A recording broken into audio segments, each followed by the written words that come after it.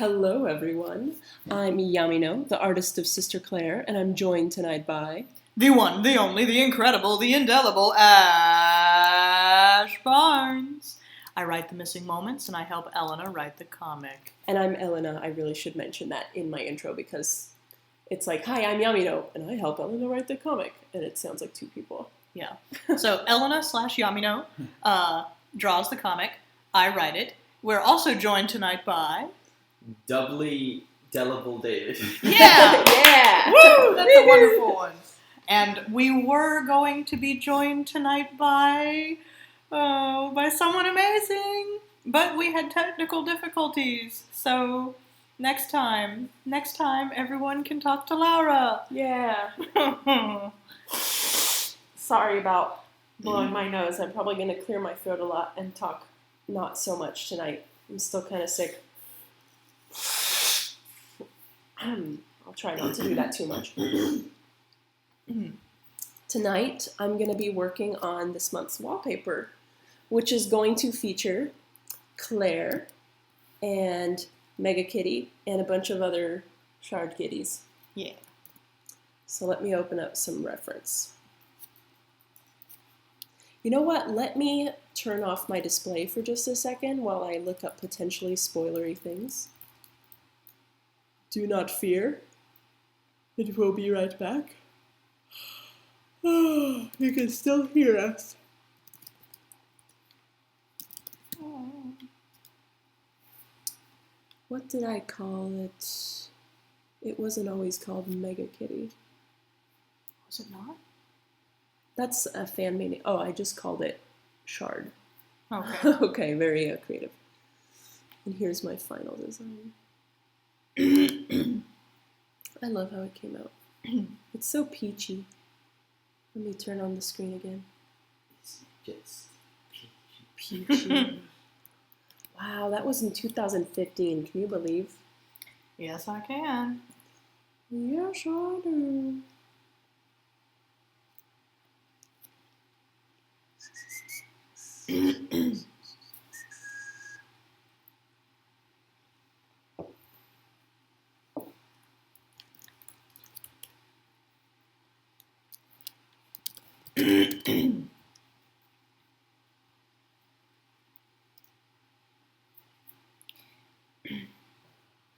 So I should ask, how's everybody doing tonight? How y'all doing? We're happy to see you. Mm-hmm. Am I being too loud? No, you're fine. It's Okay. good for you to be loud because the microphone's over here. I know, I don't want to stress anybody out by like shouting. I know a lot of people, I've gotten messages before on Tumblr and in my live write chats. People are like, I love listening to the YouTube videos. Your voices are so soothing. And I'm like, I'm in the background like making noises and yelling and... And I'm telling stories about almost getting mauled to death by sea lions. Sea lions. Elephant seals. Yeah. What did I call... what did I call the kitty in the Shattered City? What did I call that? The blessing? Yeah, maybe. No. Mm-hmm. It would be great if I labeled things correctly. Oh no, Cephalopod Queen said, you guys, there are squirrels in my house. Oh dear. Oh no, like in your attic? Oh.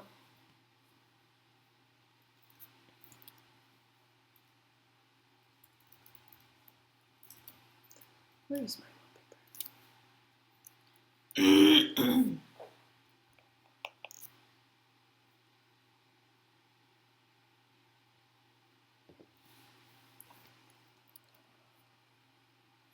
Hmm.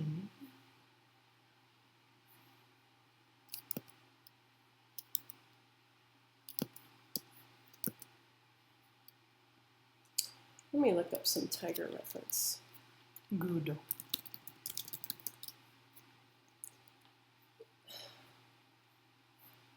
Okay, good. I searched sleeping tiger and I was like, it better not just show me a bunch of Hidden Dragon. Hidden Dragon? It better not be like, isn't it Sleeping Tiger, Hidden Dragon, the movie? Crouching Tiger. Oh, Hidden Crouching Dragon. Tiger, okay. All right, good. Elena's grasp of certain bits of pop culture is tenuous at best. I watched that like 10 years ago, whenever. A long time ago. When the subtitles said, "Are you done flying?" I thought they meant it literally because they were flying around on strings. I remember, Are you like, done fleeing? I remember being like really interested in seeing that movie. And then when I went to see it, I was astonished that it was all in Chinese, because you got to understand, in my humble corner of the world when I was all of, 13 years old, they didn't put subtitled movies in theaters. Not, at least not in my hometown. So I was just like, I really liked it. It's funny to me that Rosie sleeps just like this. Mm-hmm. Rosie is my golden retriever puppy.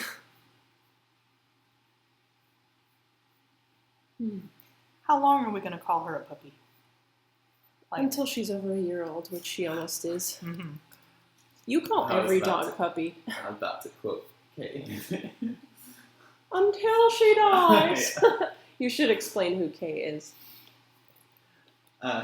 Kay is an acquaintance. No, she's a friend. Yes. Yes, she's a friend we made at the dog park, which we frequent. And she has a beautiful Afghan hound named Georgina, who does not socialize with the other dogs. And a very soft-witted named Tennyson, Mm-hmm. who referees all the wrestling matches. Like when other dogs are roughhousing, he just goes over there and barks.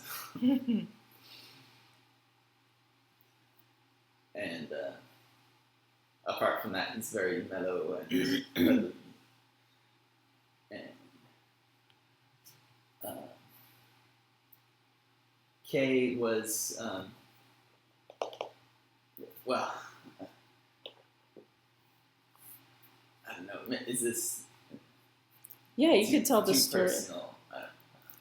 Well, Kay was basically saying that she was worried about who was going to take care of her dogs after she dies, because she thinks that she's not going to outlive her dogs.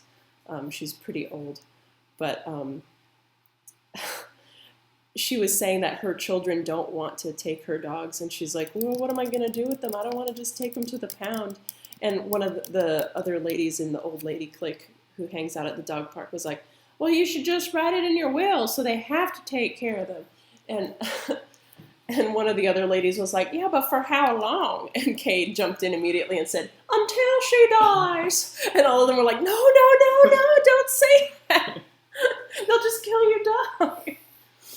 And I was like, oh, Kay, just let us have your dog. She's so pretty. There's some very interesting theories abounding in the chat about what that is, what the shadow of the thing is on the most recent page, and what the threats are. Interesting.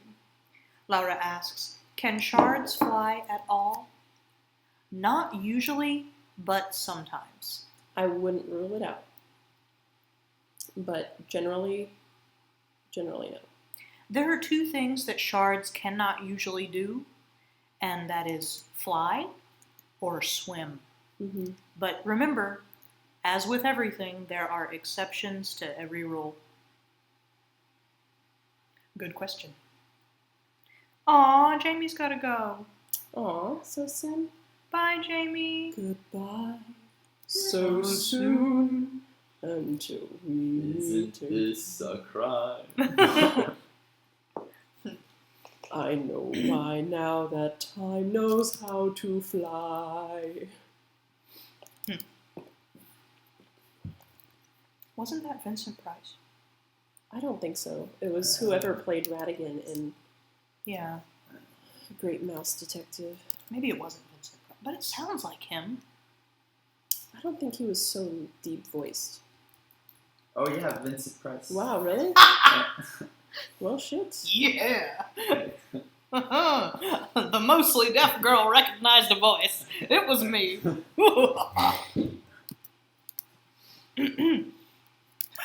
Laura said, in regards to shards being able to fly, well, that must be a fun sight. You're just chilling and death from above.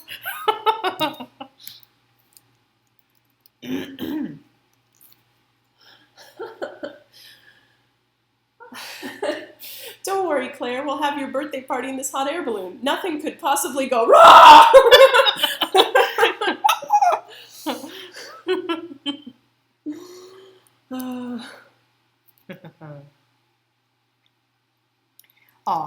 Proxy said shards that can swim other than sirens. Now, sirens aren't shards. That's a very important distinction. Like, they come about in a similar way, but they're not shards. It's a bit different.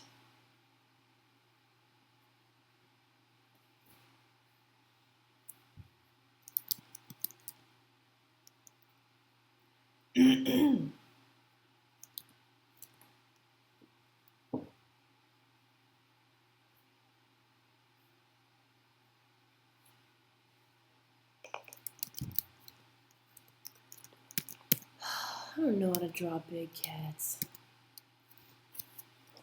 You'll work it out, maybe.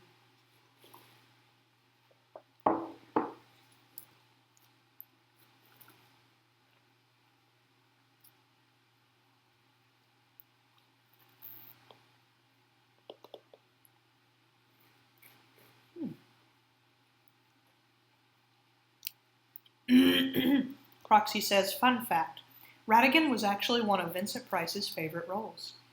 Ooh.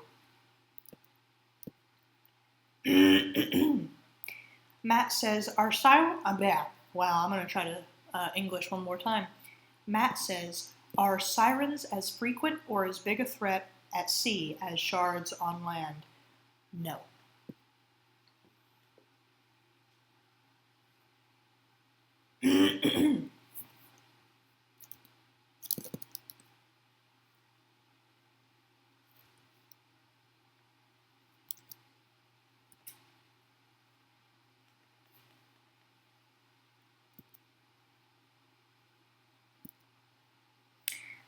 Sarah asks, what is the tiniest a shard could be? Pretty small, like rat-sized. Mm-hmm. They don't tend to stay that small for very long. Which Sarah asked that? Oh. Miss Sarah J.K.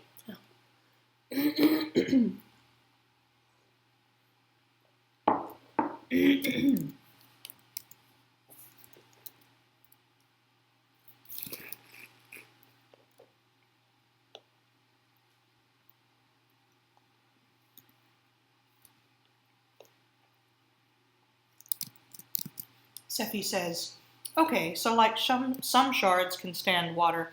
It's probably due to something from their life, right? Correct.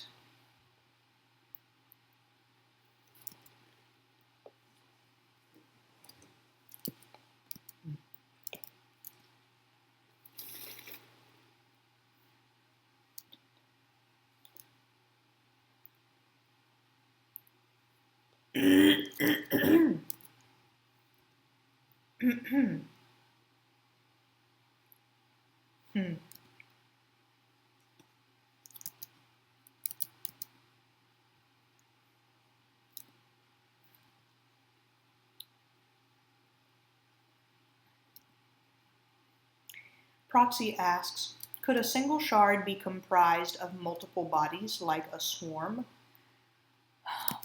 Most of the time they'll congeal into something really horrible like the mega shard that MegaKitty that MegaKitty used to be. There we go. Grim is made of multiple people. Most shards are. Yeah. Like, any shard bigger than... Well, size is not always indicative of how powerful a shard is. That's also important. Most of the time, the more like souls and the more origin agonies that compose the shard, the bigger it is, but that's not always the case.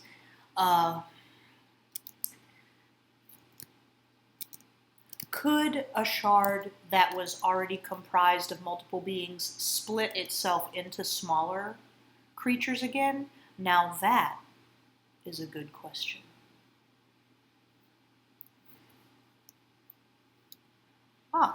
Matt asks, shards populate the land and sirens live in the sea. Are there any pain spawn / soul shattered monsters of the sky that aren't flying shards?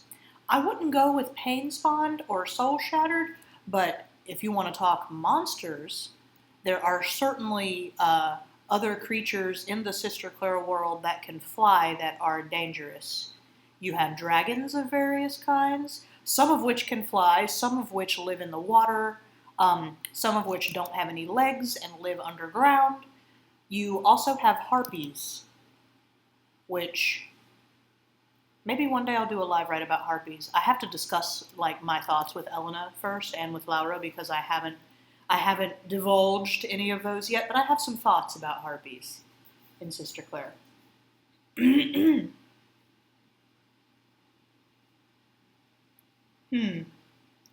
What's the chapter in book 2 where MegaKitty appears? I'm trying to find a picture I drew from a certain angle. I think it was 7.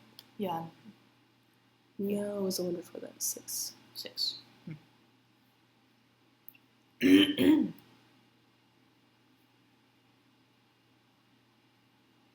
Let's see. Oh, yeah, right here. Laura asks, here's a question, if it isn't too spoilery. Are the burb in the second panel the same creature as the messed up right eye in the 4th panel, or are they 2 different things? It's a good question. That is a good question, and I mean, Elena, do we want to confirm? Elena is shaking her head, so we cannot answer that because it's too spoilery. You're just gonna have to wait. Matt says, are there ghosts in Sister Claire? Yeah, you've met lots of them. That's what shards are. Kind of. They're not really ghosts in the same Sense, no. Western sense. Are there spirits of people that linger behind that are not shards? Yes.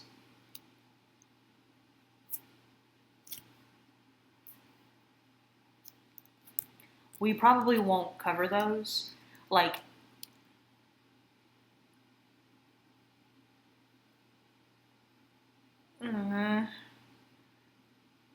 Well, actually, yeah, we will.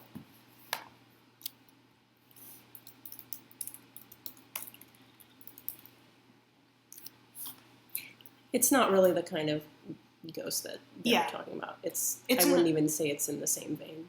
I do think it's in a similar category, but I'm not talking about something that hangs out in your attic and rattles chains.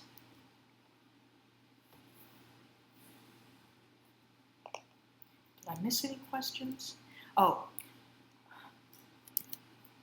Matt says, what else could grow a shard? Well, we've already said that people who die badly often spawn shards. Take that as you will.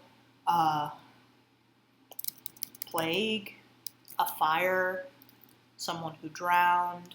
Every cool death from The Sims. Oh, Dying by flies. Having a satellite fall on you. Peeing yourself to death. Getting trapped in a room and somebody put only fireplaces and no doors and made you set all of the fireplaces on fire. Paulina. Falling in a pool, there's no ladder to get out. Sorry, okay, I'm done. Paulina says, in reference to the size of shards not always being indicative of how strong they are, does that mean a person could be killed by a rat-sized shard? Yeah. I did a live write a while ago that could be considered canon.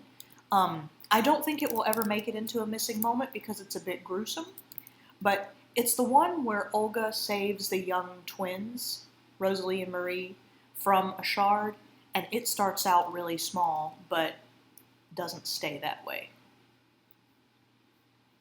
They can do that. They can change form. I've never really drawn MegaKitty's horns from many angles, so I'm kind of struggling to figure out how I want it to look. Looks like it's time for another 3D model. Sephi says, could small creatures like insects form shards? I'm going to go with probably not. Only people deaths can make shards. Matt, oh, that is such... Well, aside from selkies, sorry. Matt, that is such a good question. He says, did other monsters come about after the fall of the old world, or were they a thing before then? Oh, that's going to be answered in the comic. Yes, it is. In book 3. We're excited. In the current book we're working on. So I'm just going to say... I mean, should I answer, Elena, or should I leave it? Leave it, yeah. I'm going to leave that one. That is a really good question, though.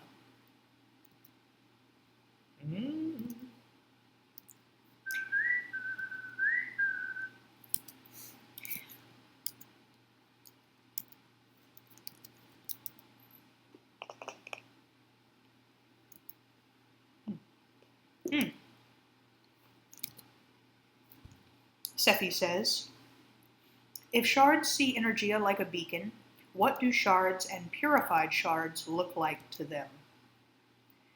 Purified shards probably don't look like much of anything to them. Or then again, you know what? I would need to think about that one a little bit more before I answer it, so let me get back to you.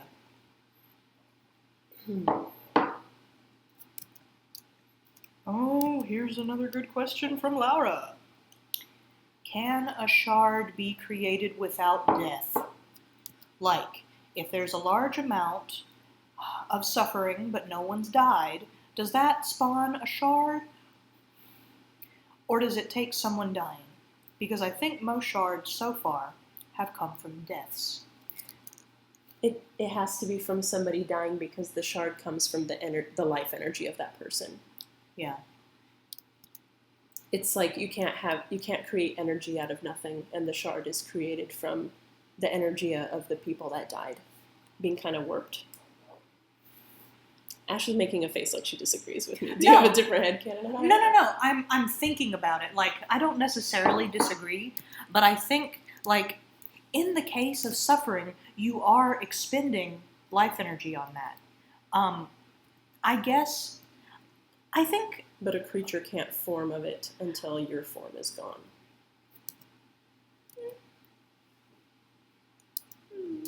Ash is thinking she's not on board with this. No, I'm really just thinking about it. I think it would take such a special circumstance. And I can think of, I'm going to have to shut up. In general, let's go with what Elena said. In general. I can think of some exceptions, but I can't really explain what they are without talking to her about it. So, let's not.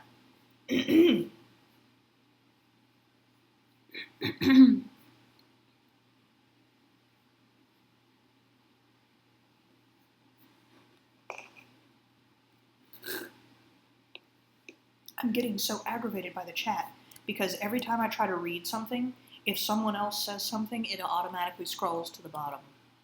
And that's so frustrating because, like, I have to keep scrolling up to look at people's questions. I love this picture I did of MegaKitty. Yeah. I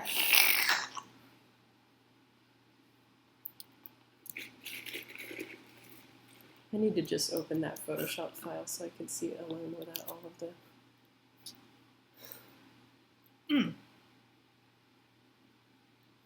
Stop it. Is there a way?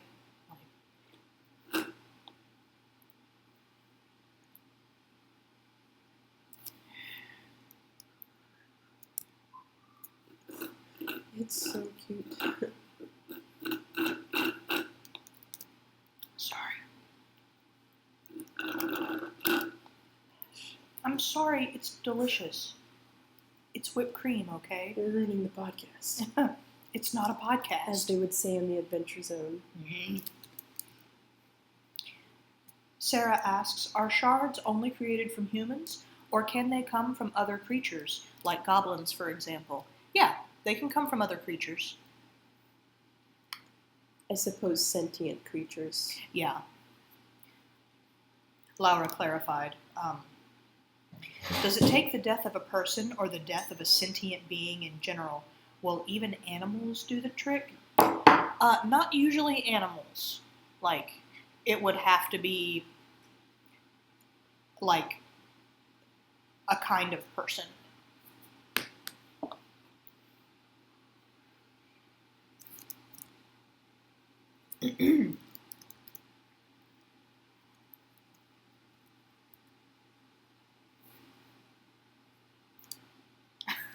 Sephi's laughing at me because I was gonna spill the beans, and it's like, yeah, I gotta be careful. Riggy asks, how did Abraham's family die that they were left in the same place? That live right is not necessarily canon, so I'm not gonna speculate on that right now. I can tell you, though, that when I wrote that live right, I was thinking that they had all been attacked by a similar force and just left there.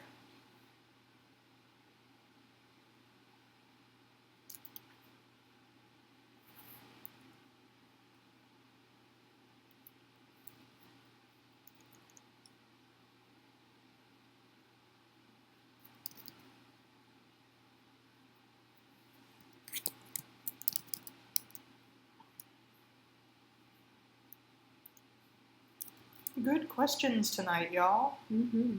Really good questions.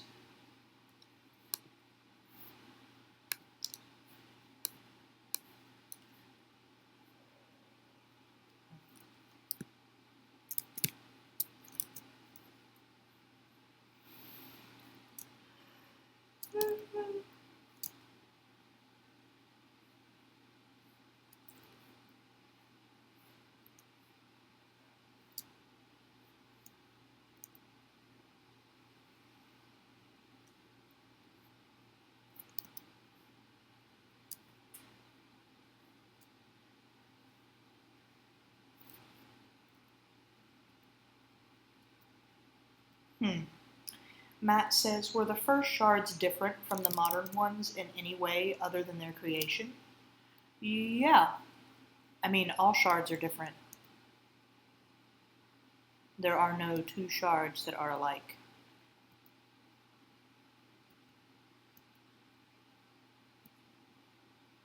Sephi says, getting back to an earlier question, how do shards look to each other? I would need, like, they are definitely drawn to one another. Probably not as much as they are drawn to Energia to feed, but I'm not sure. I'll say I'm not sure. I need to think about that a bit. I can't think of a comparison. Like, maybe like the light from a bug zapper. I'm not sure. Aw, Laura said, can Egg usually see further ahead in the future than 3 seconds? Poor child. Sometimes. Sometimes. It's not a terribly reliable gift. It's not a super convenient superpower. Something to think about, too, is that he doesn't usually get visions without trying to. And if you think about it, he was probably asked by Hana moments before we saw him, see if you can find your sister. She's not home yet, and I'm getting worried. Like, maybe Egg was trying to get some snatch of something about Dove and stumbled upon something else instead. Why is this not working? What? My shift key, like, it's supposed to make this line up straight. There we go. I'm having some problems with my keyboard shortcuts lately in Photoshop. It's giving me a lot of grief.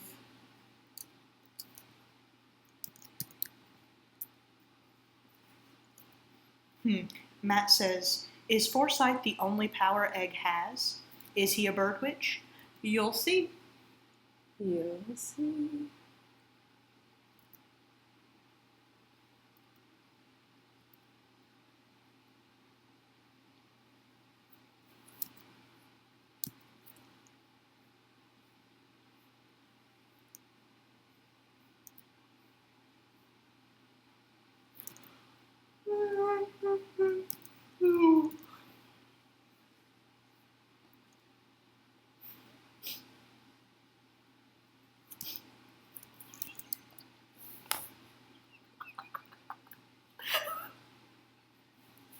I no longer have a need for it. I should show that to the chat. Oh my lord. So sometimes to amuse myself, I like to look on the free section of Craigslist, and I just found this, y'all. This is some ridiculousness.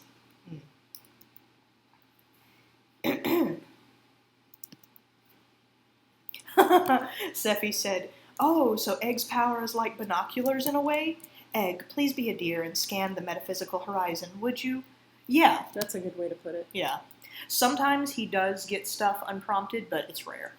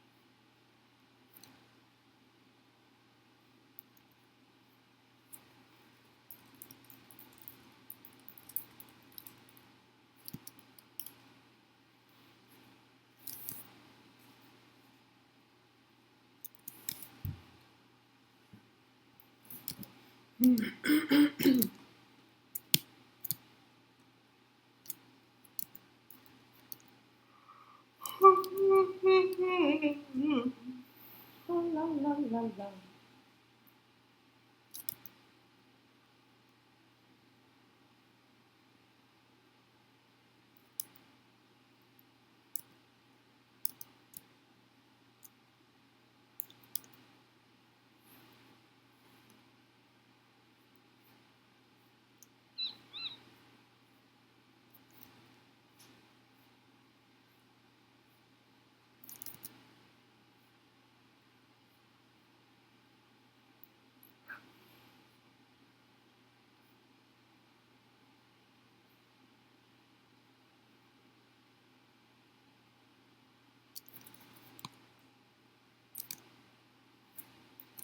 Aww. Laura's reminding people that it's my birthday next month. It is. Oh, I'm gonna be 30. What's wrong with being 30? Nothing. It's just like an odd thought. Like, It is wow. an odd thought. Like, I'm gonna be 30.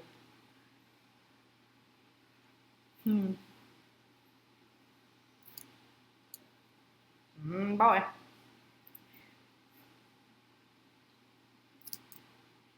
I can already tell I'm going to love this picture.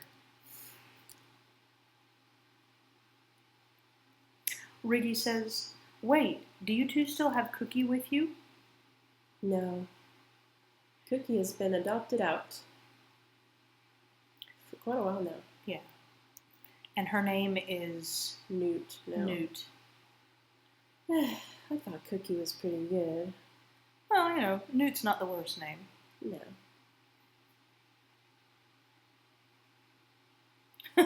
Kadramir said, in regards to me being 30, it just means you're a real grown-up.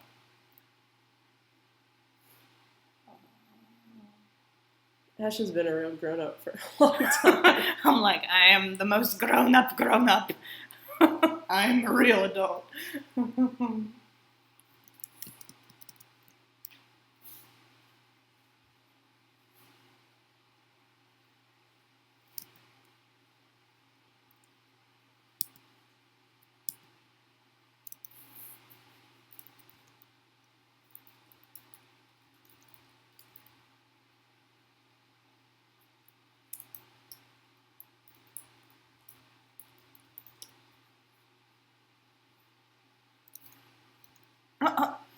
Seppi said, almost reaching official Hobbit adulthood. That's better. Isn't it 33 that they're considered adults? I think it is.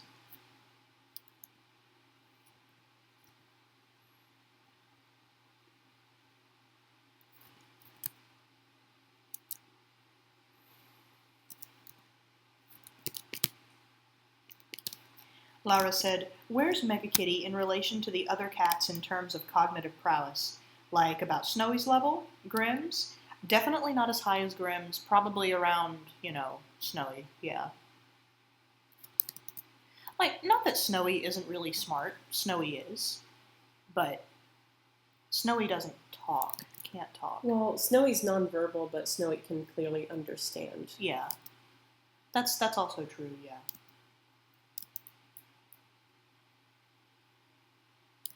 So maybe not quite to Snowy's level. Mm-hmm. Think about, you could compare MegaKitty a lot to Lion from Steven Universe, I think. Mm-hmm.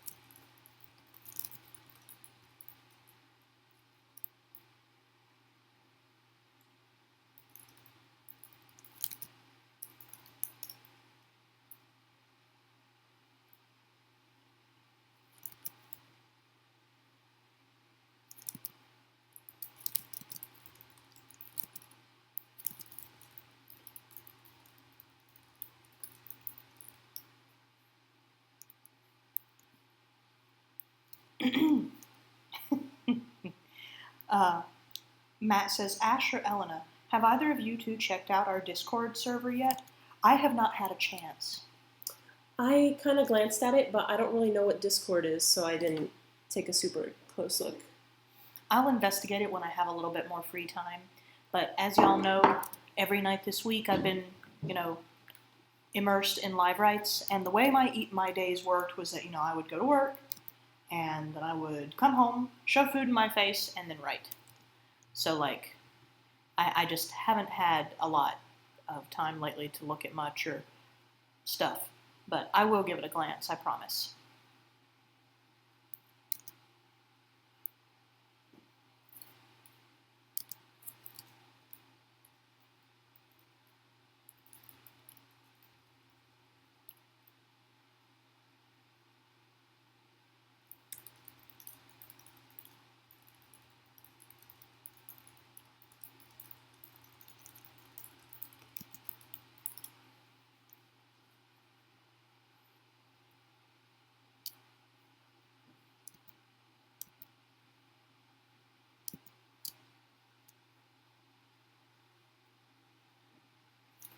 Let's see, I've got 2 more of the Sailor Kitties to put, I think. Don't forget Grim and Snowy. I didn't. Grim is going to be in Claire's arms and Snowy is here. Okay.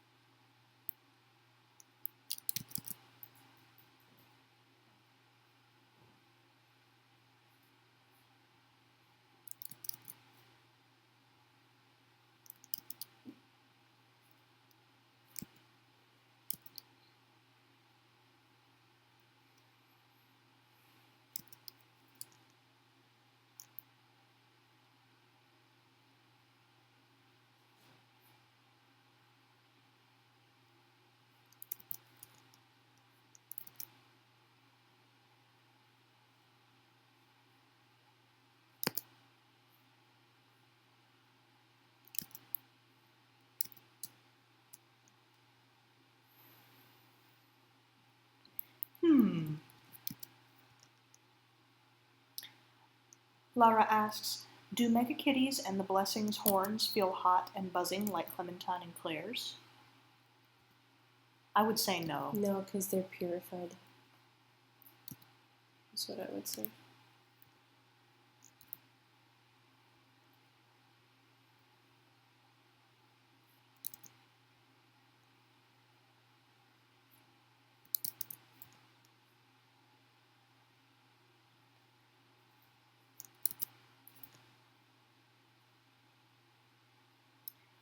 Matt says, what's the difference between a purified shard and a blessing?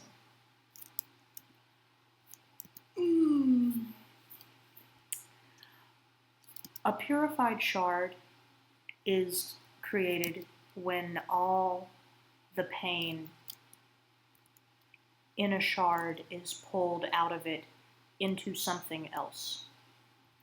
A blessing is created when some of that happens, when some of the pain is pulled away and something else's life force is pushed in to replace it, to help balance out the pain that is remaining within the shard, which then becomes a blessing.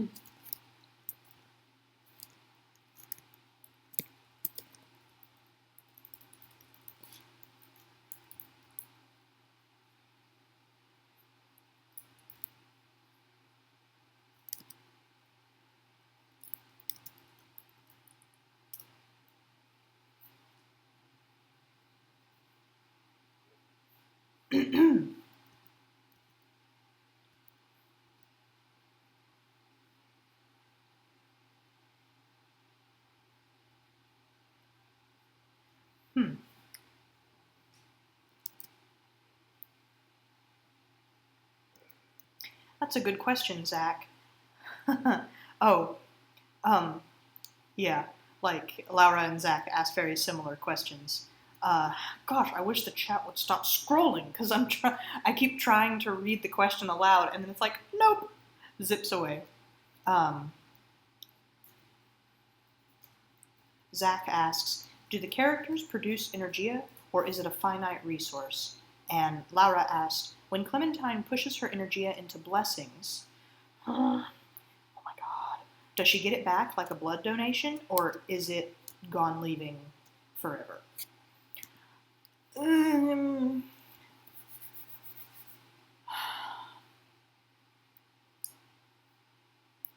Energia can be replenished.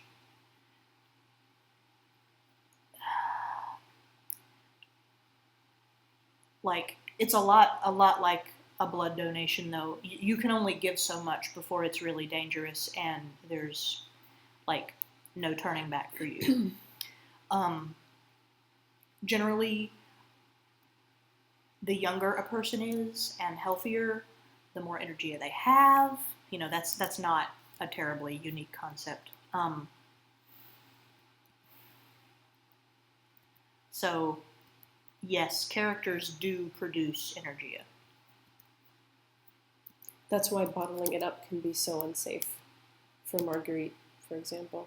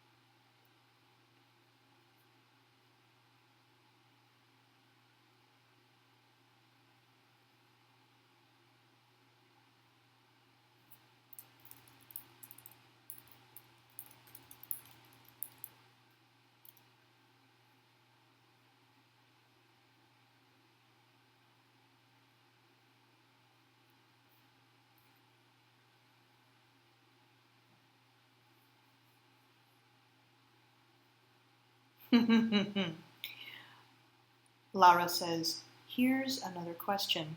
Does Yolanda know Abraham's real age? Yeah. Yes, she does.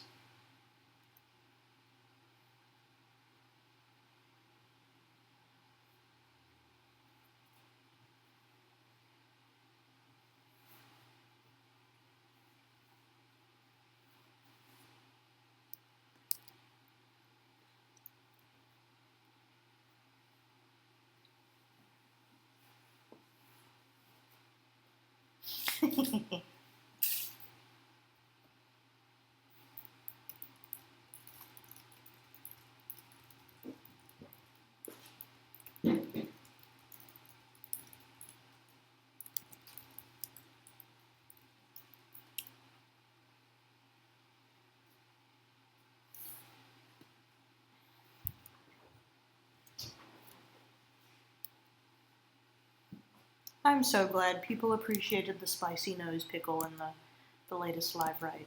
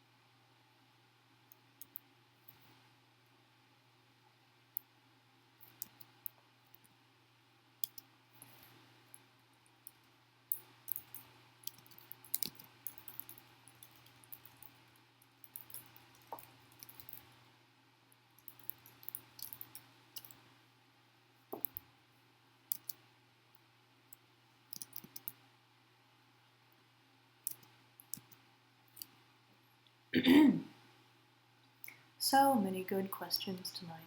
Mm-hmm. Elena is so focused right now, y'all. I'm really enjoying this. Her game face is totally on. I really like how it's come up.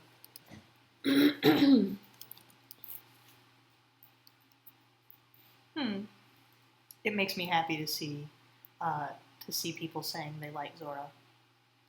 I wrote about her in a couple of the live writes this week, and she's quite a bit younger than I've ever written her before. She and Jackson have a lot in common. A lot of gumption in common. Similar taste in women, maybe.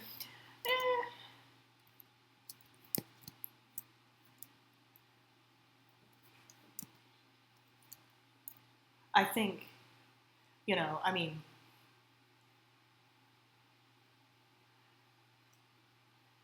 I think that the people there, that they each enjoy keeping company with. Like, while those people have similar attributes, they weren't presented in the same way. Like, Jackson met Olga in such a way that Olga wasn't a threat to Jackson at all. Like, was never really stiff with her. They were kind of friends from like day one, essentially. Not so with Zora and Abraham.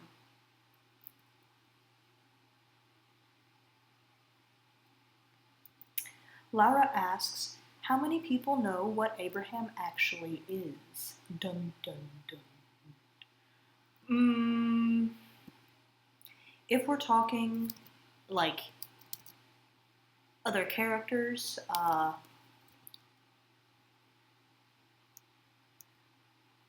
don't know if any other person there. It's a good question, Laura. There are a couple who I can't.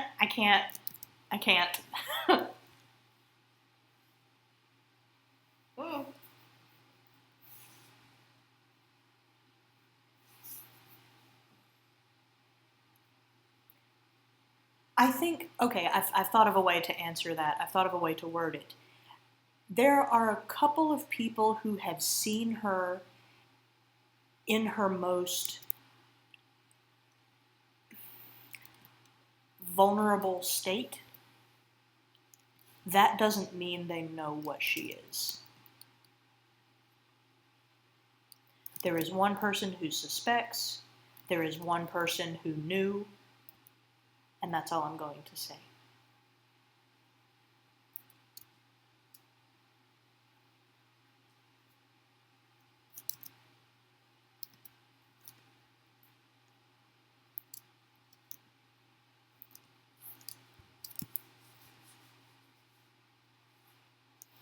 I have to be so careful how I phrase things, because not only is Lyra here, who, like, I give her a whisper and she knows the whole song, but Seffi's here, Matt's here, like, Zach's here.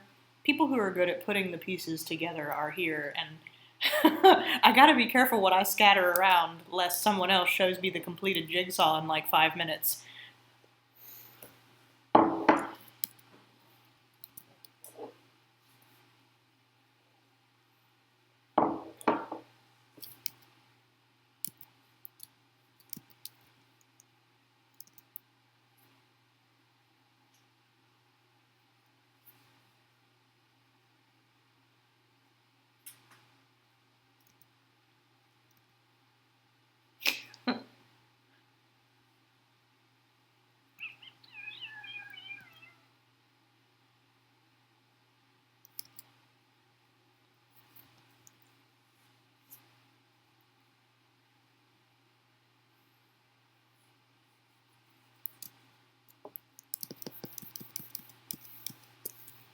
It's looking really cute, too.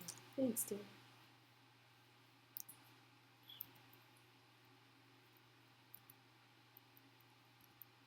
Playing with my bat wings. Huh? You're playing with my bat wings. Yes.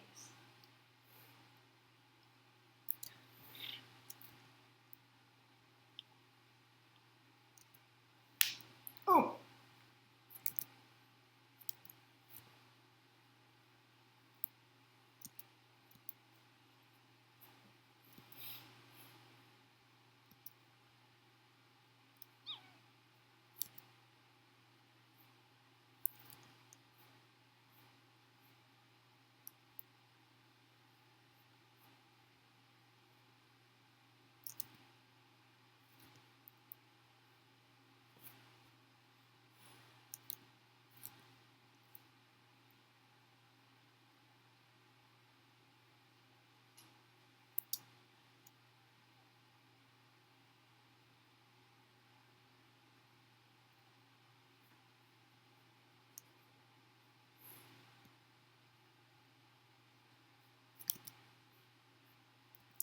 Any more questions in the chat?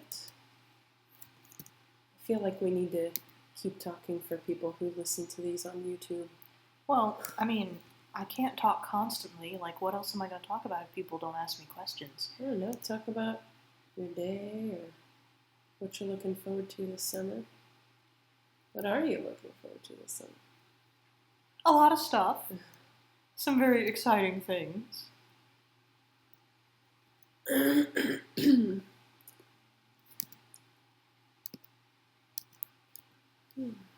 Good night, Paulina. Good night.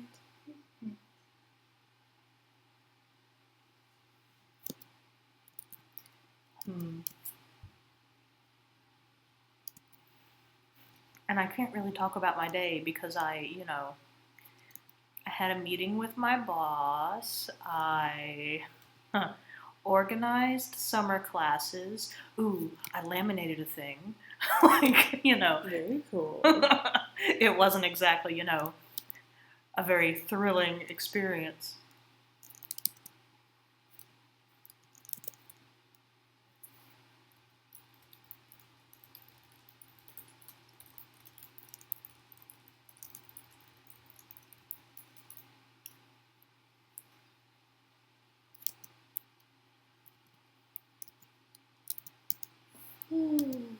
This is going to be such a good... I think so too. It's coming out pretty much exactly how I envisioned it in my mind's eye. Good. Oh, well, here's something I'm looking forward to. Tomorrow we're going to hang out with a younger fan of the comic, and we're going to get bubble tea with her and just, spend a couple hours chatting. I'm looking forward to that. I'm also really, this is so mundane, but I'll tell you all about it. I'm excited because earlier this week I went to get a piece of furniture for my mom. I saw it on Craigslist and sent it to her, and it was this mid-century modern, like, cedar chest thing, and I sent it to her and she was like, I need it. So I went and I got it for her, and now we've brought it back to our house. And I'm going to polish it some tonight if I get a chance. If not, I'll do it tomorrow. And it's got some scuffs and some things that could use a little bit of work, but overall I think it's a really nice piece, and I think she's really going to like it. And I really enjoy, how when you find a gift that you just know someone's really gonna like and you can't wait to give it to them? Yeah, like I'm excited about that.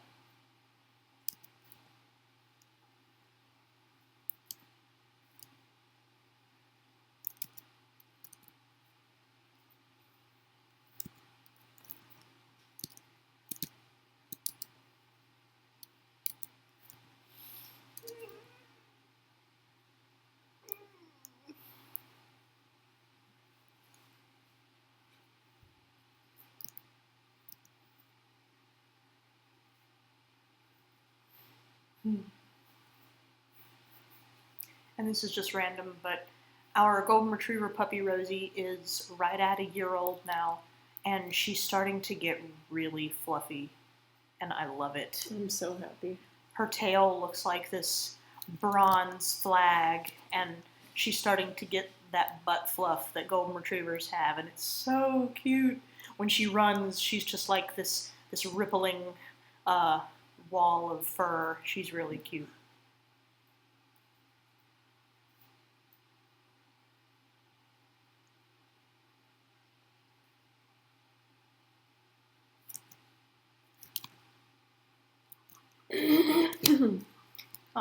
There's two questions here. I'm going to go with Laura's first. Speaking of Grimm, how's their poor little head coping with the Claire/Clementine mix-up? They're still really confused. But they're just really happy to be in Claire's company. And maybe they'll figure it out, and maybe they won't, but they're just very happy to be there again. They're also going to be quite happy that the groups are reunited. Like, they were very aggressive toward Catherine at first, but they have since forgiven Catherine mostly for her perceived or very real transgressions. I can't tell you much about that yet. But they'll be happy to see Oscar again, too. Like, in a more recognizable form. Like, outside the habit, I mean.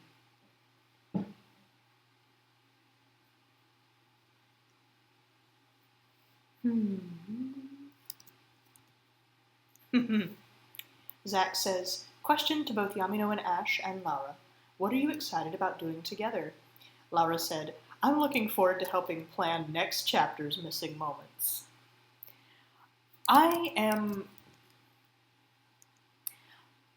I'm really excited about that too.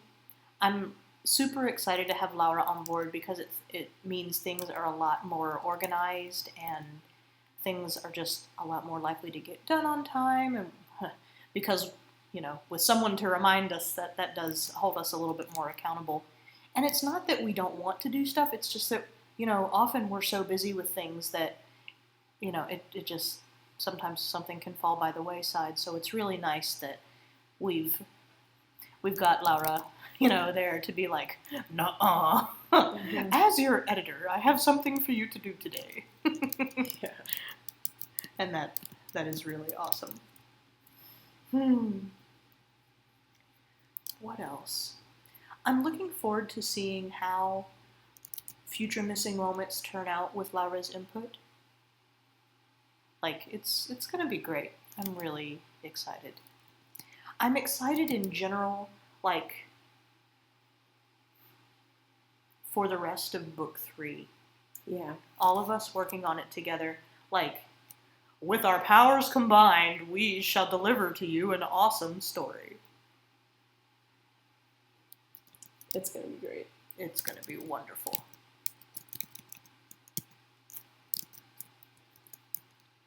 Oh, hi, Budgie. Hello. Hello.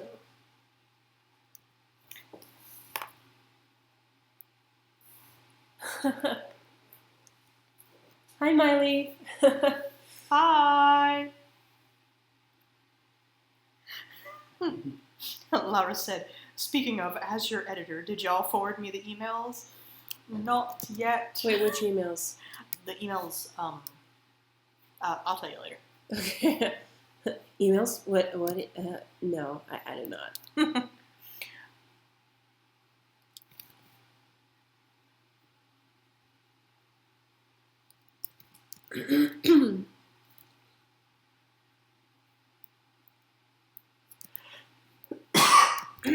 Excuse me. Salute.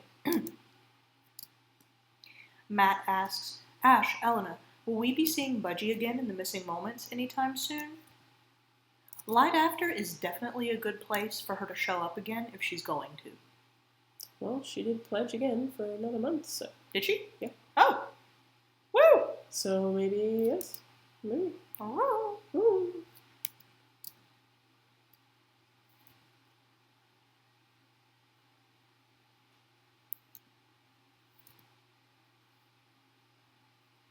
I haven't gotten to look at the Sister Claire email all day today, so if it happened today, I have not seen it. Woohoo! Yeehaw.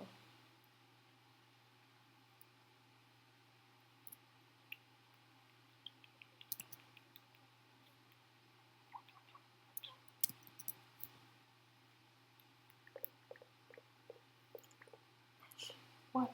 What are you doing? Making bubble noises. I'm doing this. Why are you doing this? Because, I don't know, I fidget.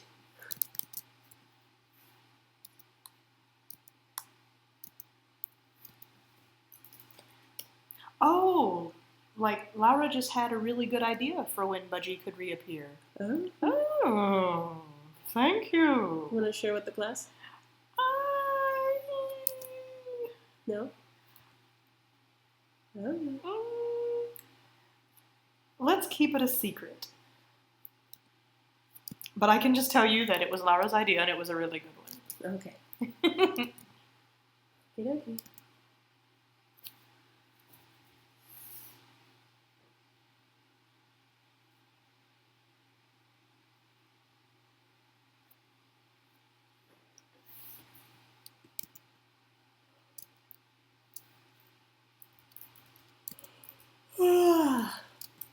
Why am I so sleepy?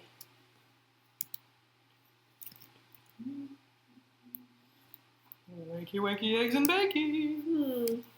You know, my mom, when I was growing up, in like, up even through high school, my mom got up really early in the morning to go to work, and she would always come to my door and wake me up like 10 to 15 minutes before my alarm, which infuriated me endlessly, and she would always say that. Wakey, wakey, eggs and bacon. And she'd also say, don't forget to brush your toofies. Ugh. And I'm like, my what? Your toofies. My parents would say teethalies. Teethalies. Oh, wow. I've heard that before, too. I don't think it was my... Maybe it was my mother. That does sound like something she would say.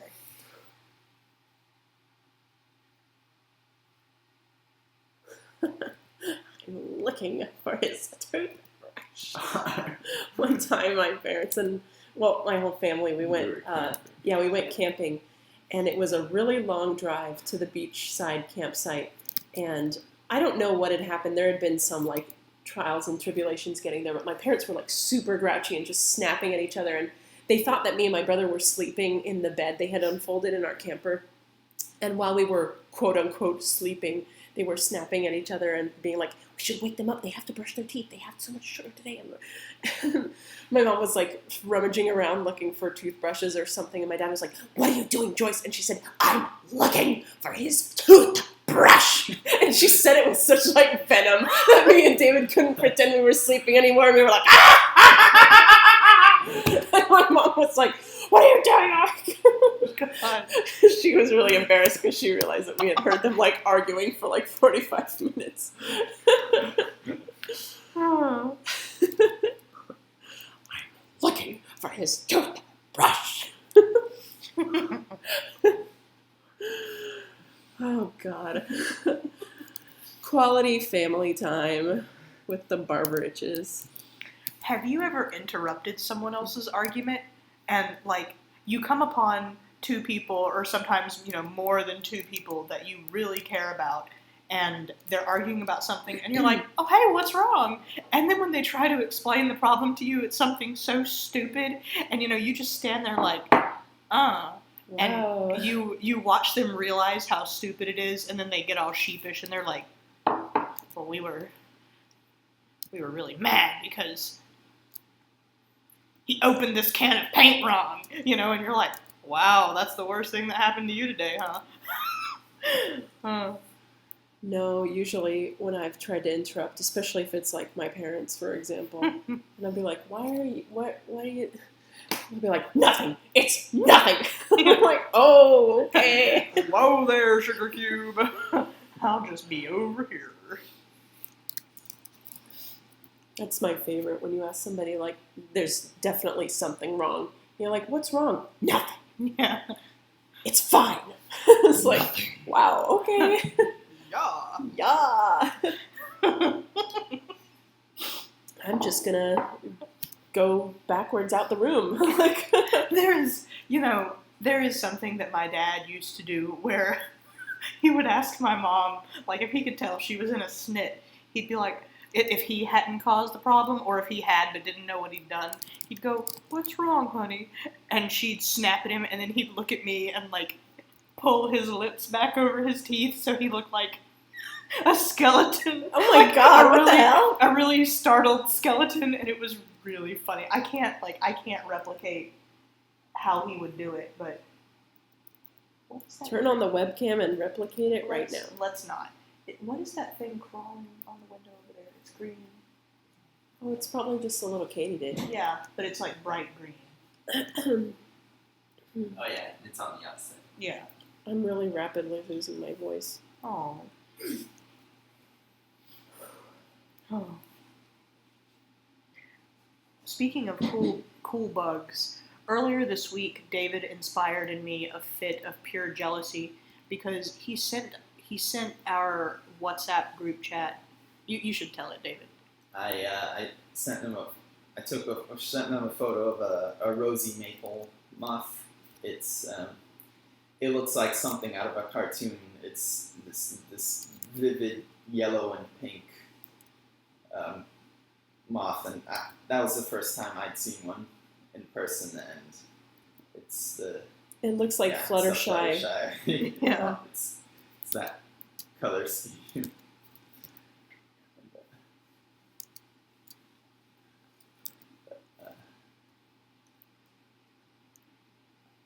Oh yeah, I petted it and got some pink dust. I didn't realize that we had them here in North Carolina. So when he sent me the picture, I did this like noise, and my boss was like, "What? What is it?" And I showed her the picture, and she went, and we were both just like, "It doesn't even look real." I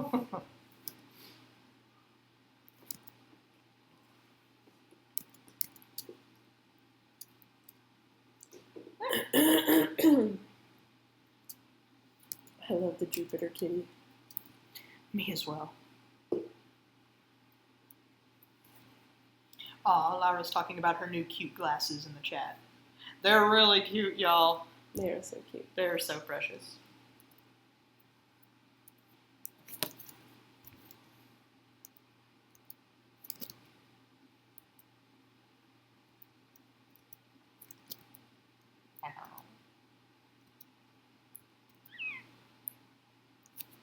Are there any more questions in the chat? Not right now.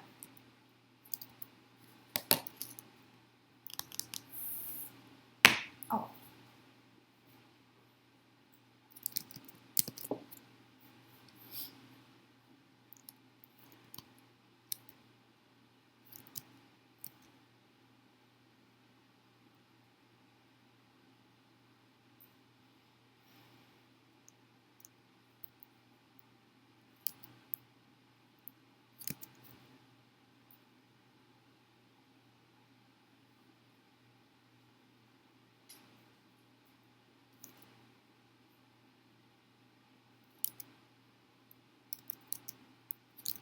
Okay.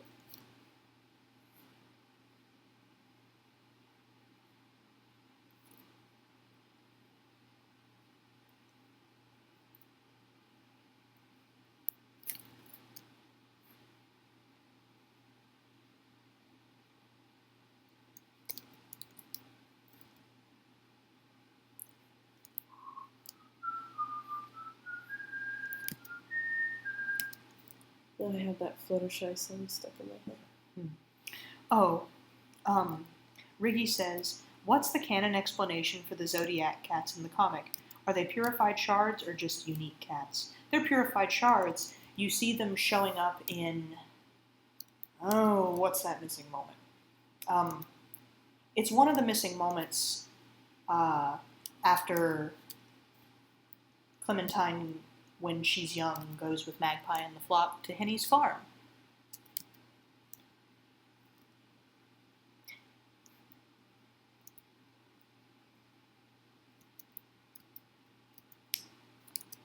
Ooh! Miley says, so, I'm thinking of doing a series where I do a look inspired by the crystal gems based off your Elena's Doodles and Noodles. Oh, that's so cool. Oh. I will reblog them all. Who are you thinking of doing next?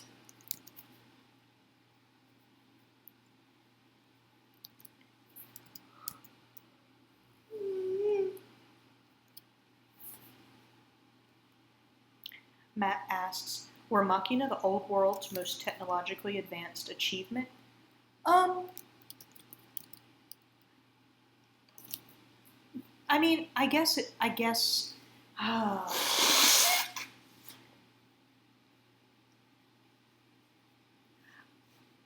that...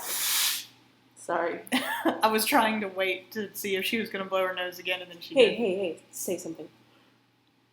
Eleanor, come on. All right, go. I guess...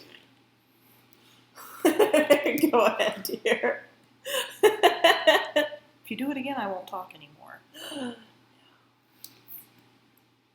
Were Machina the old world's most technologically advanced achievement? That really depends on what you mean by technology. Like, a lot of people like would think of a computer as, you know, our miracle achievement right now, but then you think about like genetically engineered cells that can be injected into a person's body with the specific intent in mind to attack other kinds of cells. Like, that's also pretty amazing. So, I mean, they were up there. You could say, yeah, they were up there. Laura wants to know, which Sailor Cat's your favorite to draw? I like Jupiter Kitty and Mercury Kitty a lot. Just because they're so different and fluffy and tiny and cute. Mm-hmm. I don't know. I like all of them.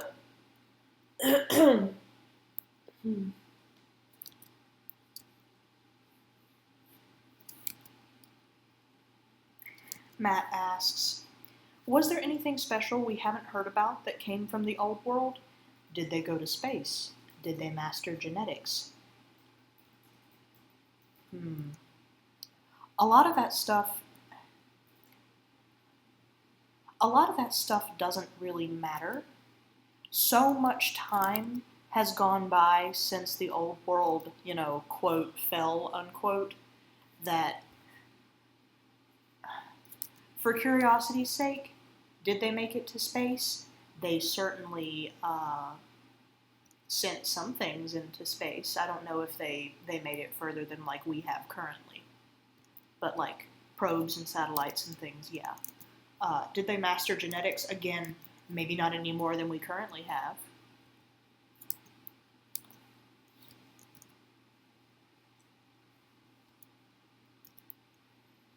Laura says, did they invent magic? Huh? Did they? I wouldn't use the word invent. Yeah. But the blessings are so cute. Oh, I like little deer. You forgot ones? No, I didn't forget. I'm not done. Okay.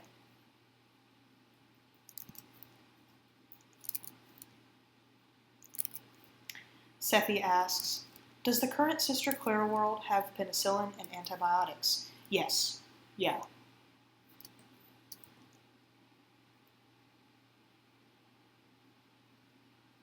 Matt says, is the old world supposed to be a future Earth? In some ways. I mean, probably, yeah. Matt says, I noticed that the map is Europe on its side. Not entirely, it isn't. It sure does, like, I'll tell you the first map that Elena drew that has, like, that's back in book 2, that has the twins at the bottom when they're talking to Catherine about Throne and Mare. Like, yeah, I think Elena pretty much took Europe and turned it on its side at that point. The map that we'll be releasing as an extra with the book 2 Kickstarter, and will eventually post as an entirety well after the Kickstarter, like, that was my invention, okay? I did take some inspiration from, I had to make it, like, look enough like Elena's old map that we could still use both. But, I mean, Elena might go back and tweak that other one. Like, there's a lot of it that you would never find on any map you looked at of Europe. Mm-hmm.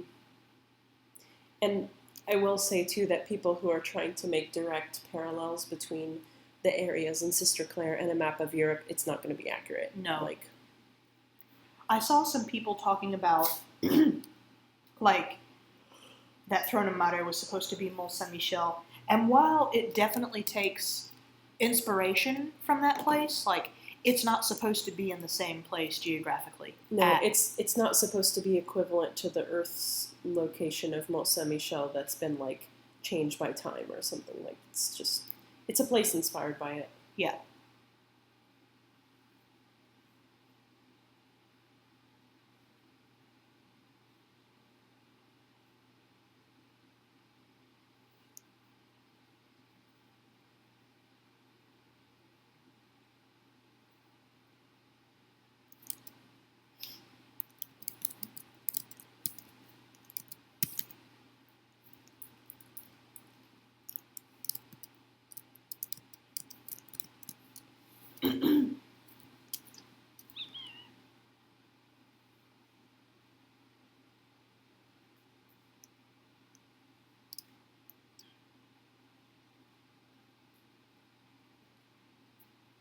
Can I borrow this? Yeah.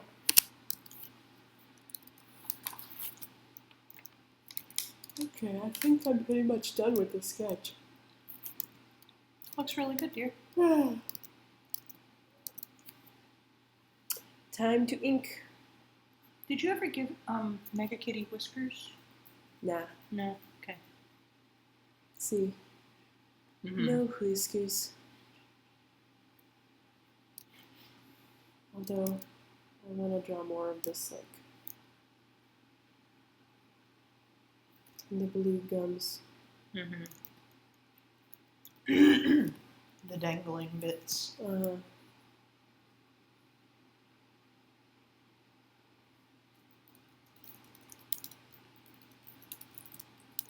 There you go. Oops.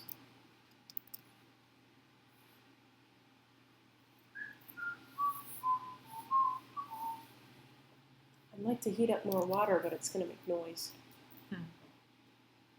Miley asks, do you guys like horror? Yes. Oh, yeah.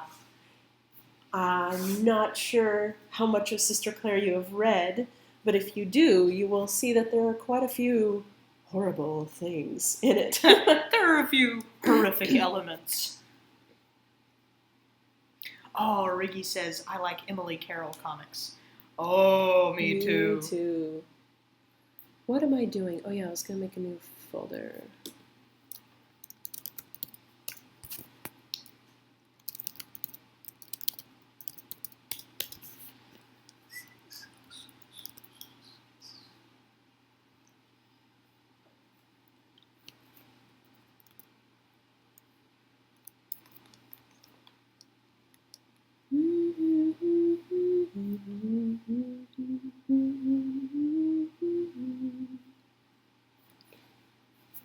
I want to sing, but I'm afraid that my voice is going to crack because of the chum. Hey, I have an idea. David, do you mind plugging this in outside and turning it on to heat up the water? But being really careful not to let the door slam. Because when you close it, the door will... Wait, you might want to... Oh yeah, that's a good idea. Oh, that is such a good idea, David. David's a genius.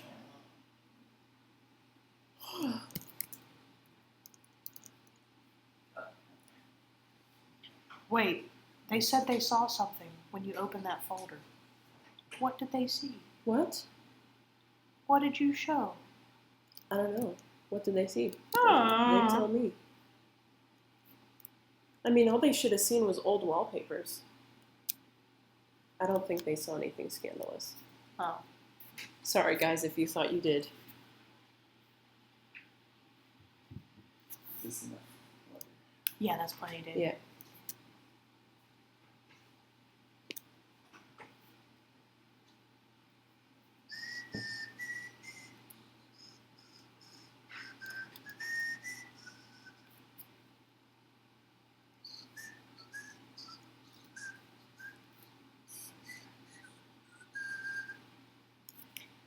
Miley asks, what are you guys doing at the end of July? Unfortunately, we have plans. Oh. Oh. Why do you ask? Were you thinking of coming this way?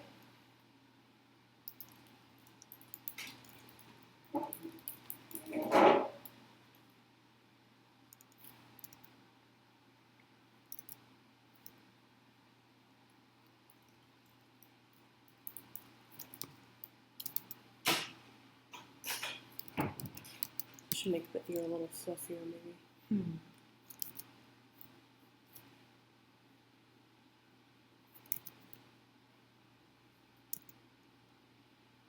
Yeah.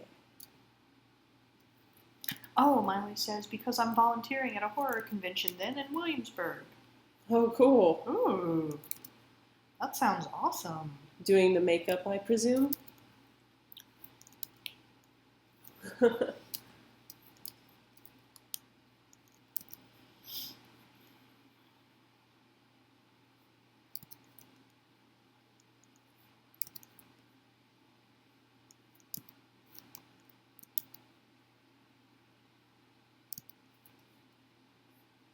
Oh man. What? I was looking up how to remove a heat stain on wood. Uh-huh. Um,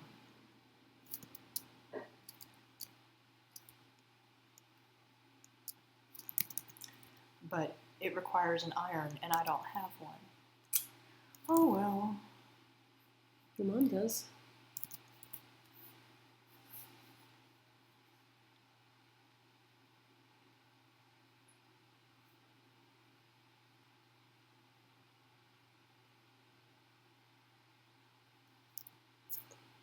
I don't think that's what was seen. I think somebody is confused.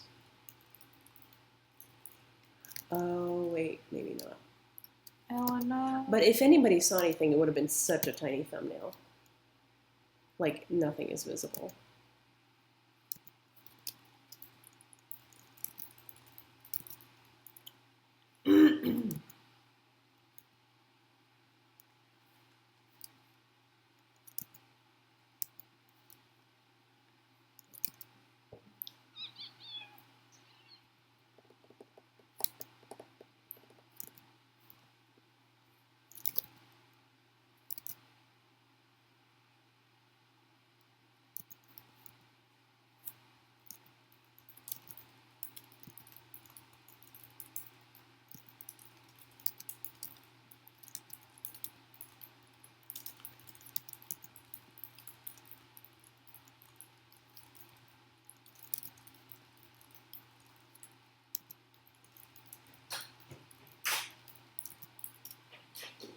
Thank you, David.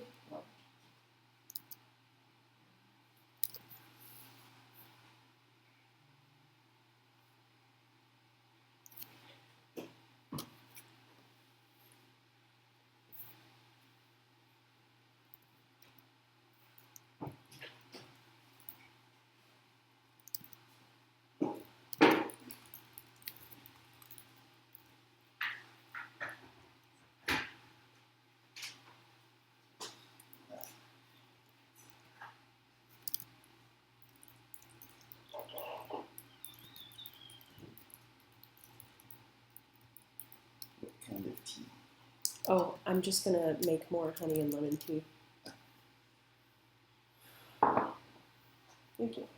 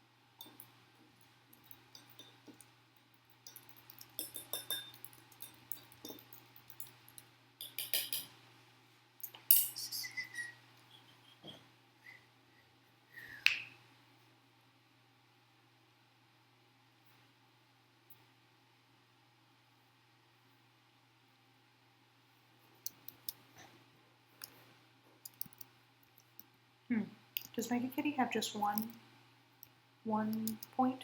No, there's more. It's just Okay. hard to see here. Okay. I've really faded this out. But yeah, it does have two horns. Mm-hmm. I'm just not done. Okay.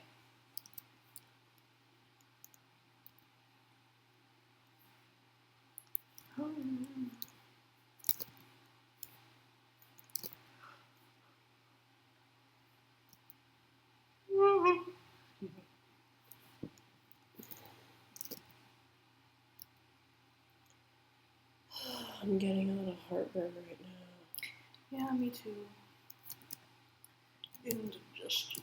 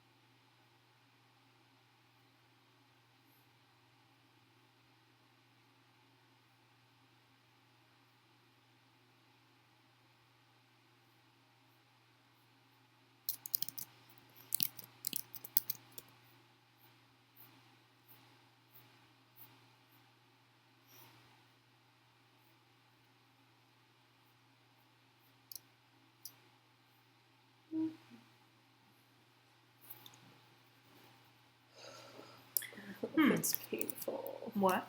It's painful. What? The heartburn? Yeah, it's like in my throat right now. I'm sorry. Oh.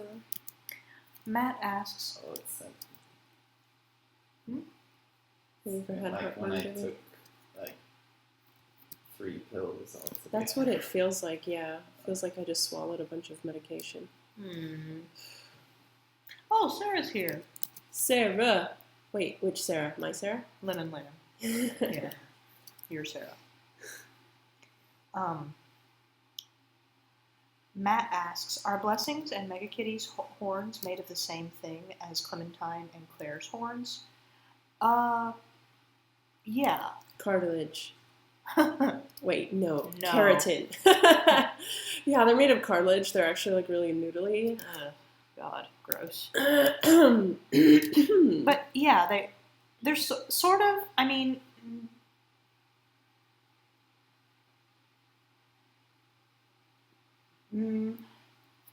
bad things aren't going to happen if you break them, though. Thank you, Sarah. I appreciate it.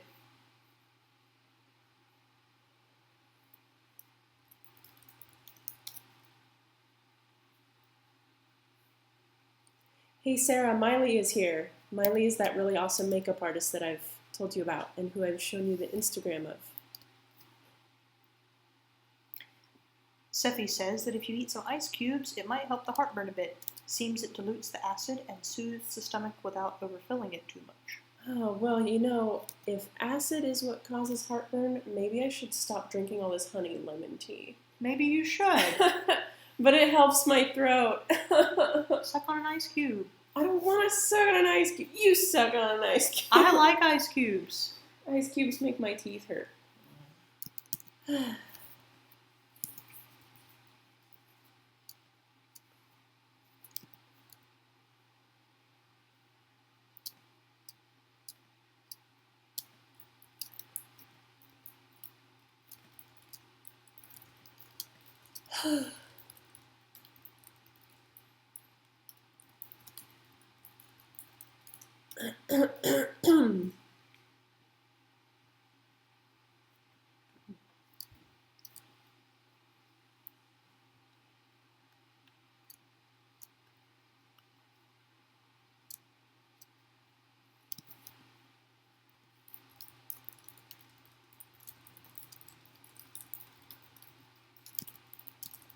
Okay, that's enough detail on this for now, I guess.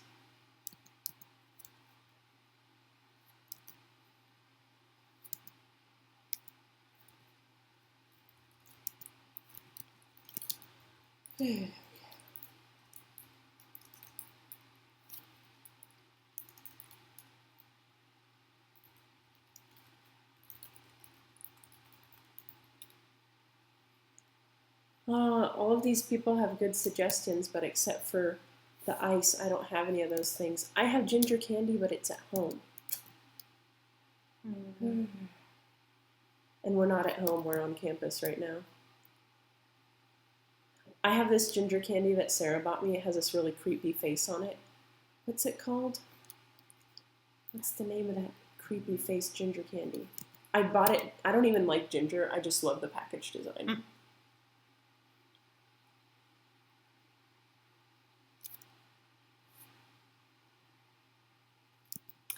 Oh, that's a good question. Matt says, when a pilot takes control of a machina, do they merely command it from where they stand, or do they see and act through its eyes and body?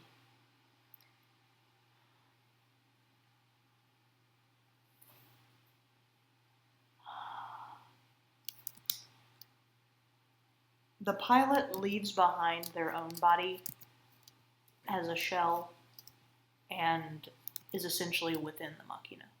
Like, their consciousness is within the machina. So they are essentially the machina at that point.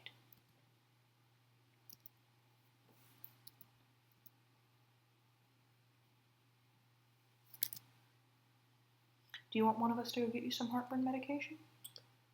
You mean like all the way at the store? Well, I mean, Walgreens is over there. That's true, but they don't really have any good ones that are like immediate. Mm. It's not super bad. It's just enough to be kind of uncomfortable. Really, it feels like I just swallowed one of my giant antibiotic pills, Mm-hmm. which, by the way, I still have to take when I get home. Ugh. I swear, you guys, those pills are like for horses. They're so big. It feels like swallowing an entire popsicle stick. It's so uncomfortable. When Ash had to take them, I cut them in half for her with a paper cutter, like a guillotine, and then it just made them really sharp. It did. They would like scratch my throat as they went down. I'm sorry, dear. And they taste so bad. They really, well, you think those taste bad. How about those steroids the doctor made me take that also taste horrible? Yeah, they're not like steroids that make you strong, unfortunately. They're apparently steroids that like give you more energy, and also like it's like a anti-inflammatory for when you have, you know, like a sinus infection and stuff like I have now. Mm-hmm. But it tastes so terrible. It's like drinking, I don't know, bleach and cleaning fluid. And the pills are microscopic, but if it's in your mouth for even a millisecond, your whole mouth just fills with this like nauseating chemical flavor. I hate. I hate.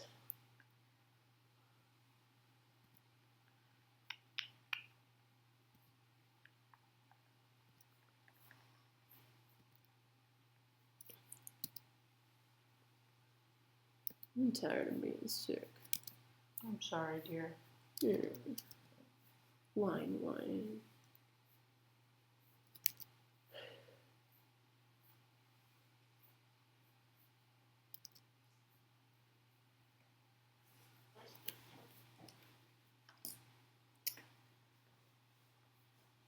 Oh yeah, I did see your bloody photo shoot, my. It was very cool. Very professional. How did you take those photos without people like seeing you on the bridge and calling the police? Literally though, because she was, you know, standing there in what looks like very real blood and a knife and some kind of like BDSM outfit. And it was a very cool picture, but I was just wondering, like, how did you guys get away with this? Like, because surely it takes time to set up a photo shoot. And I feel like on the one hand, if you found a remote part of town, that could be, you know, fine. Maybe there's not people around, but maybe there's actual real serial killers there. So, like, I was just curious about how you manage that.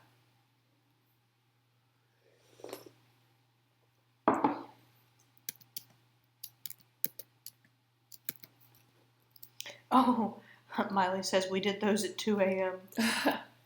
And a biker passed us and they were terrified. Oh God, I would be so scared. I would just like bike by and then like, I don't know, wonder what I really saw. And should I call the police? Should I just run? Should I move? Oh, Matt asked, does the distance between a pilot and their machina matter? Yeah, I think after a certain distance, it probably cuts out. Like a Wi-Fi connection. Well, but you know, longer range than a Wi-Fi connection. You'd have to be pretty far away for it not to work. Yeah. Like, you'd have to be really far away for it not to work. Well, I mean, I think it also, like, I'm thinking of the machina that, the big ones, like the ones that protected cities. If we're talking about the smaller ones, like, yeah, those you'd probably have to be pretty close to pilot.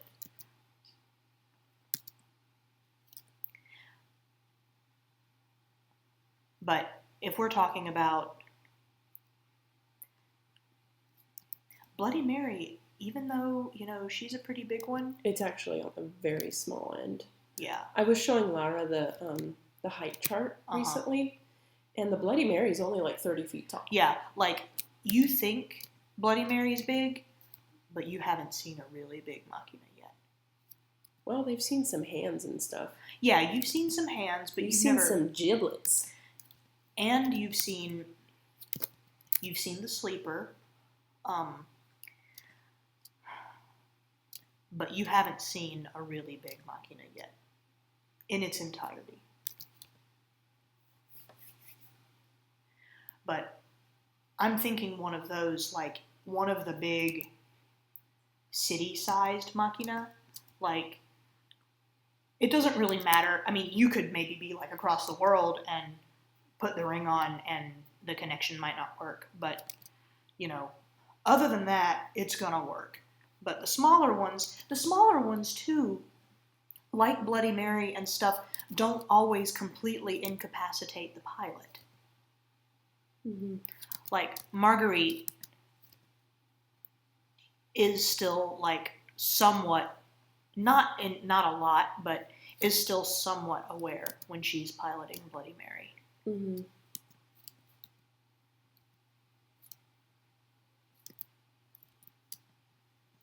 I love the MegaKitty. I love the MegaKitty. I want my own MegaKitty. If I could have any of these shards as my pet, it would be MegaKitty. Ash is like, that's nice, dear. We're not getting another cat.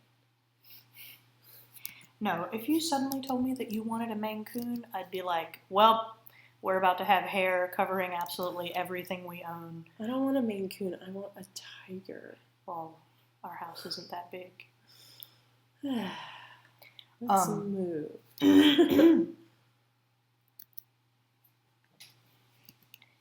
Let's see. There was a question. Oh, like, in terms of still being able to, like, somewhat be conscious while piloting a machina, Matt said, so, like, Josephine holding up her hand in that one missing moment, that was... You'll find out more about that situation eventually, but I can tell you that the connection had not fully established itself yet. Once piloting that particular machina, Josephine would have been completely incapacitated. That one's not a small one. Oh, Miley is asking how we do prints. We go to Staples and we have them make the prints. And then we take the prints to the convention and we sign them and we sell them to people. There's a lot of ways you can go about doing prints. You can go to a website that's really on brand for today's live draw. It's called catprint.com. And I have not used Catprint, but tons of people I know who do Artist Alley as a career do use Catprint. And they're a little more professional than Staples. I actually do not recommend Staples. I would not wish Staples on my worst enemy. It's just that we're usually so last minute. But Catprint, you can get free samples sent to you, so you could see like what their different paper types are. But they have this really cool thing, which I'm trying to find. They have foil finishing, where you can have like shiny metal foil on stuff. They also have... Come on, show it to me. Where is your holographic print?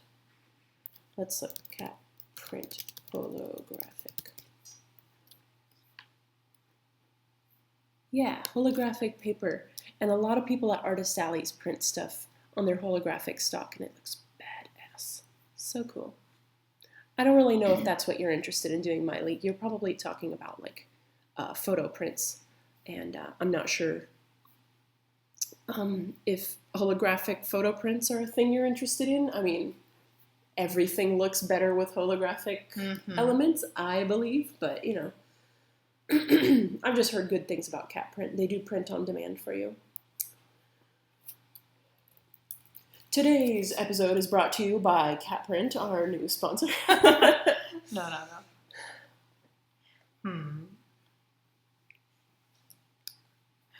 Oh, Matt also asks, could someone control more than one machina at a time? Like a battalion of those human-sized ones in the Shattered City. Yeah, theoretically, but... Elena's like, no. They'd probably have to be a lot smaller than even those. Like,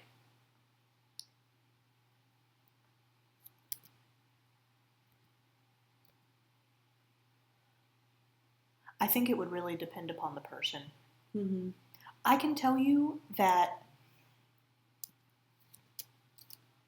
the bigger the machina, the more likely it is that multiple people were intended to pilot it. It's like drift. Yeah.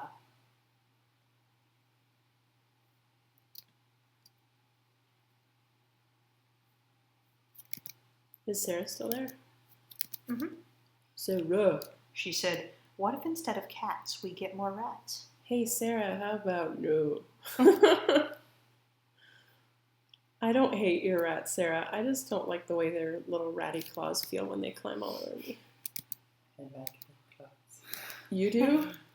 You do, David? Well, yeah. Okay, why don't you take a they're nap with the rats? Sarah's like, can you hang out with the rats? What if we all lay down and take a nap and the rats just climb over our bodies? And I'm like, I would rather not do that. I think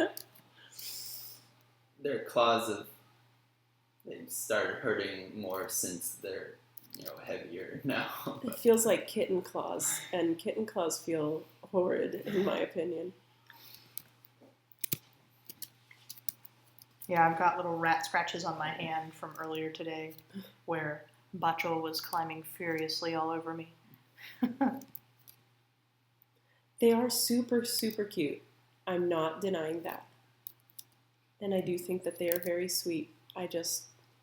That was the main reason that I did not get rats and I got mice instead, because in the end I really couldn't get over how I really dislike how they feel when they climb all over me. Mm-hmm.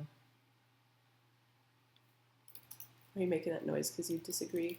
No, I do not disagree. No, I got my tabs on my computer messed up for a minute. Oh dear.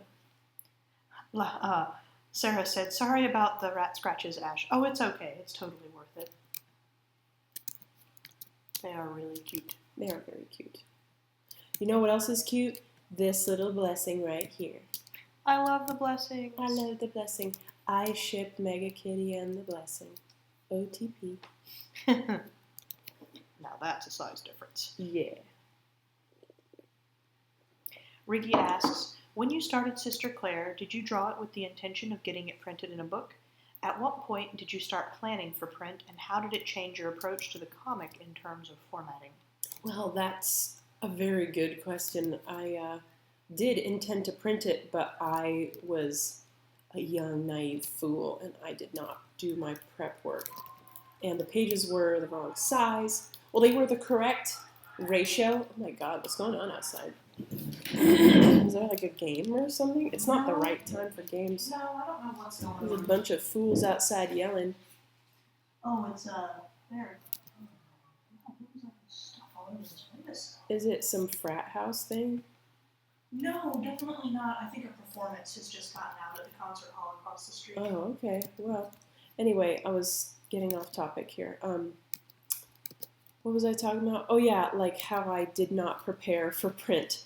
I had wanted the comic to be printed, but I didn't really do my prep work, and I didn't realize that you have to take things like bleed and the text location on the page into consideration when you're printing, because obviously you don't want things to be cut off when you print, and printing is never a perfect process, so you need to allow space on the edges. And I didn't, and so there was a lot of editing involved in getting it ready for print the first time we made a book. It was kind of a nightmare.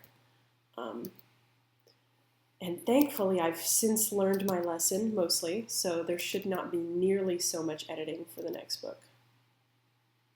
Still a little bit, but not as much.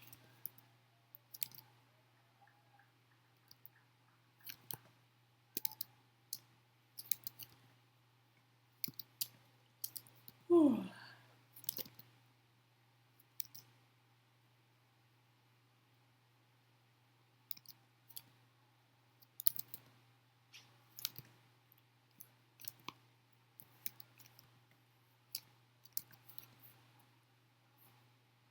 Who's excited about Memorial Day weekend? Anybody got cool plans? Pool's gonna open. I'm excited for that. I wish we could take Rosie into the pool. Me too. Rosie would love nothing better than to swim in the pool with us.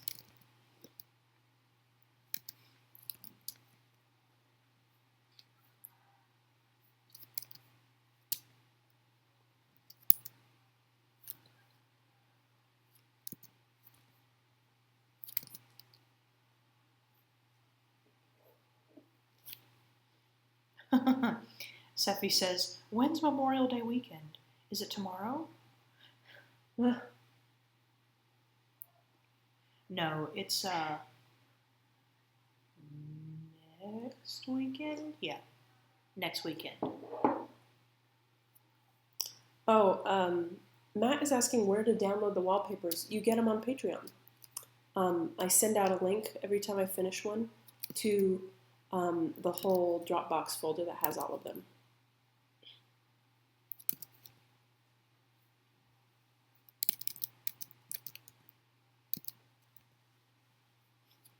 In terms of your question about what people will be doing on Memorial Day weekend, Rez says, I'll be LARPing. Cool. Awesome. Zach says, I'm going to a cabin in the woods. Hopefully not one like the one in the movie, A Cabin in the Woods. Because that would be terrible. Riggy said, I have front ensemble auditions for college, for marching band. Cool. Oh, and watching the Stephen Bomb. Yeah. Yeah, that's also my big plan. What do you play, Riggy? You might have mentioned it before, but I have forgotten and I am sorry. But I'd like to know again. Sarah asked what we're doing. You should reiterate our plans with Zoe. Because she wasn't here for that part. Zoe's tomorrow. Oh, well, Sarah's asking for this weekend, I think. No. No? Sarah's asking. Oh, maybe she means this weekend. Yeah. We're going to hang out with a young Sister Claire fan tomorrow. Her name is Zoe. She's, Her name's Zoe Deschanel. You may have heard of her. come on, Eleanor. Her name's Zoe. We're going to hang out with her and have a good time. Having a good time, having a good time. I'm going to get bubble tea and just chill for a bit. I'm going to go to my mom's on Sunday and deliver her that piece of furniture. Are they using air horns out there? I don't know what the heck they're doing. Here it sounds like a kitten. Yeah. Westy from the East says, I shall now pipe up to mention I'm going to MegaCon Memorial Day weekend. Cool. Awesome.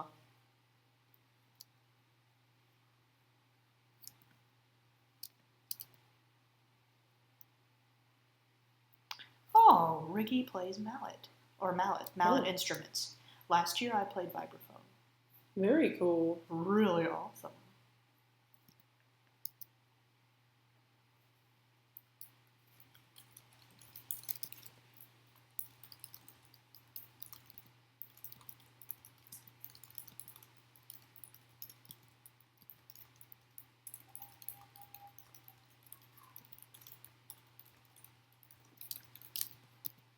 Whew.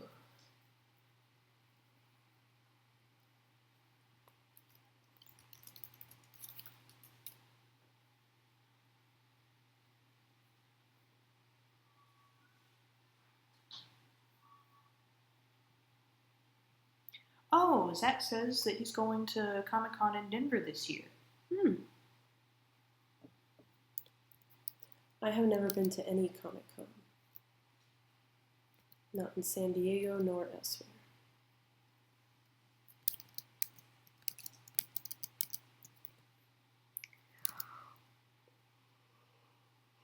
Oh, excuse me. Westy from the East, who are you cosplaying?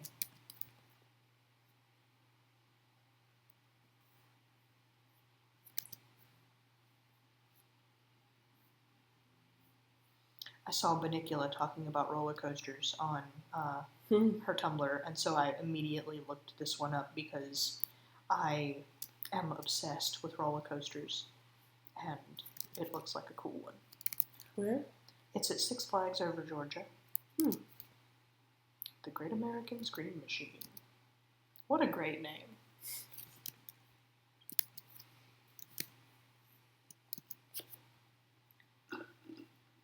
Reminds me of my dad when he took the ice cream out of the fridge Are you ready to scream? Are you ready to scream? God. My dad is so Italian and weird. He was trying to be cute. I'm really glad that Sarah wasn't like horrified by that because like that's just a very weird thing to say to somebody you don't know very well. Are you ready to scream?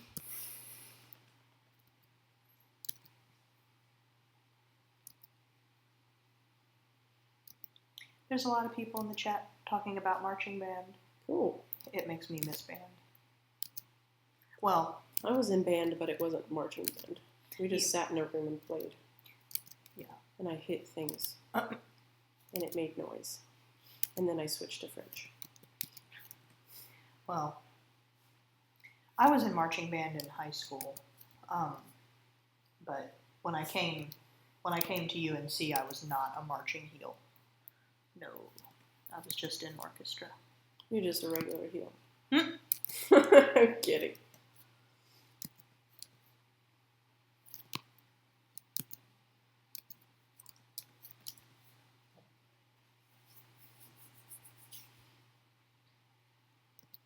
And I spent most of my time like conducting the orchestras rather than playing in it. I'm still so sad that I didn't get to see you do that. I would really love if there was another opportunity for me to see you conduct one of your medleys. It's been such a long time. It's been a long time. Maybe 40 years. Oh, about the Great American Scream Machine, Benicula says, it was the tallest and fastest in the world when it was built, and it's super pretty, so I have a lot of photos of it. That's awesome. Have you ever been to Busch Gardens in Williamsburg, Benicula?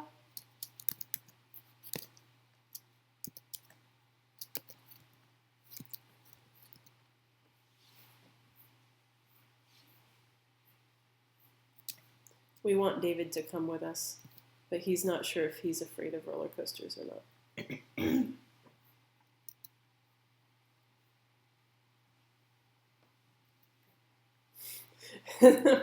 What do you think, David?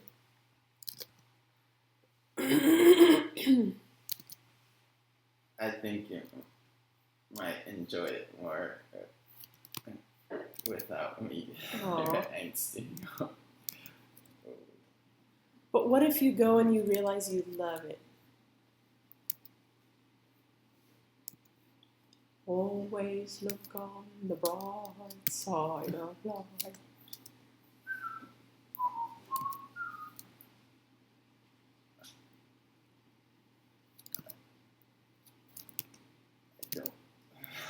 I think the potential enjoyment is outweighed by the risk to my cranium. It's not going to hurt your head.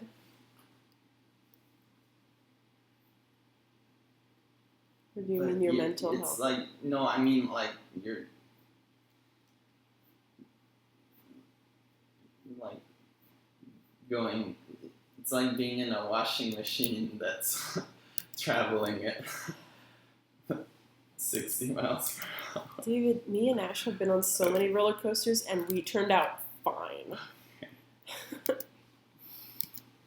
Look at us, we are fine.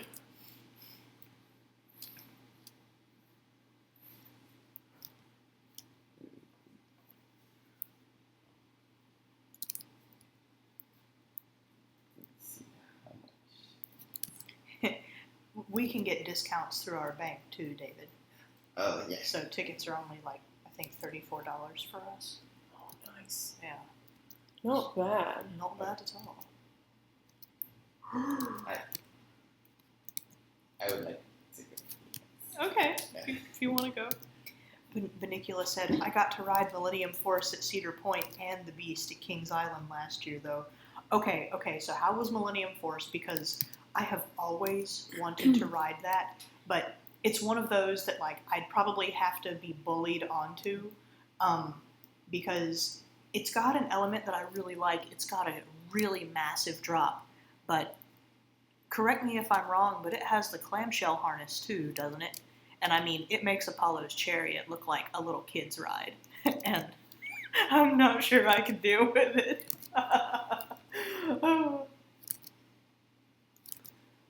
I'm not really a fan of huge drop rides. I'm more of a fan of fast roller coasters that have a lot of like cool turns and twists and stuff. Mm-hmm. I don't really like just feeling like I'm falling straight down. I like airtime. That's my favorite I like element. airtime too. I feel like the falling part on Griffin is okay because it's not really like going straight down and it's at the very beginning, and that's not what the main appeal of the ride is. Yes, it is. It's just kind of your intro to the ride. I feel like there's a lot of other fun parts in it too. I mean, the whole coaster is themed around the 2 drops it has, and you do go straight down. It is a 90-degree drop. Yeah, but it doesn't feel like one of those like drop towers. No, and I think, well, like, I mean, I think it does, but you are directly facing the ground when you fall, Mm-hmm. and I think it's really cool. It's really pretty when you do that at night. Mm-hmm. Oh, wow. Panicula says, Millennium Force is hands down the best roller coaster I have ever ridden. Incredible. Making Ash jealous. I really want to go. Let's go. It's in Ohio. God. I really like Busch Gardens, not just for the roller coasters though, but because the park is so nicely like sculpted. You don't. I've been to Disney World a handful of times, like 2 or 3 times, all during my adult life, and while I had fun each time, there were certain parts of the trips that were just miserable because it was like in the blazing sun and it was so hot, and they don't do a very good job there of providing like lots of shade and things. It also always felt really, really crowded, no matter where I was. And I know it's Disney World, but you know, the whole point when you design a theme park is to make sure you do crowd control. And Busch Gardens, I feel like, handles that really well. The paths are really wide. There's so much shade. You feel like you're just kind of walking through a garden in which there also happen to be giant roller coasters. Mm-hmm. Well, I guess, yeah. I can't really give an excuse for crowd control issues in Disneyland, but I don't think that the roller coasters are really a big part of it there. It's more child-themed. Yeah, let's see. There was a Westy from the East is asking if I saw their description of their cosplay, and I didn't, so I'm scrolling back up to find it.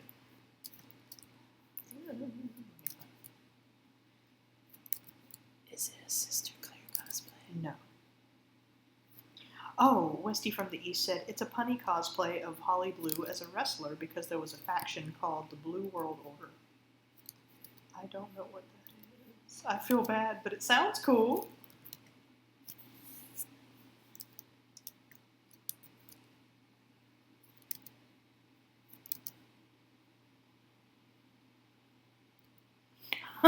Matt says, the only thing I remember from Busch Gardens was that there was a statue of a naked lady in a part of the park. Yeah, she's got nipples and everything. Where? What? In the Italy part, there's a statue of a naked lady. She's in a fountain. My eyes probably glazed over it because to me that's not a very, it's not an unusual thing. Actually, I think it's in the Germany part of the park. Oh yeah, it is. It's where the vampires are. Right, yeah. Yep. Have I ever been there when it's not Howl the Scream? I think one time we did go when it wasn't Howl the Scream, but usually we go for my birthday, which is Halloween. And so we go there when they've decorated everything for Halloween decorations.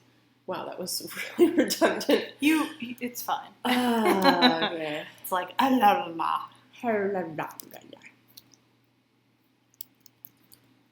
I really love getting on roller coasters and things, but more and more lately, I have this thing that, like, I don't think I have ever really, like, loved heights, but there was a point in my life where I was not afraid of them. Now I am terrified of, like, I don't mind heights if someone else is controlling being up high usually. Like, I don't mind being in an airplane. I'm usually okay in a really tall building or something. And I'm also often okay on bridges and things if someone else is driving. If I have to drive, I get real nervous. And if I have to climb up like lots and lots of stairs and stuff to get to a high place, I get nervous. Because I'm having to do it under my own power, and I'm a clumsy fool, so I'm like, I am just going to pitch over the side and fall to a really stupid, gruesome death. No thanks. I don't even know if I actually think that. It just feels like that. But more and more when I go to theme parks, I love roller coasters, but I hate lift hills. And that's the part of the roller coaster that, is going up. The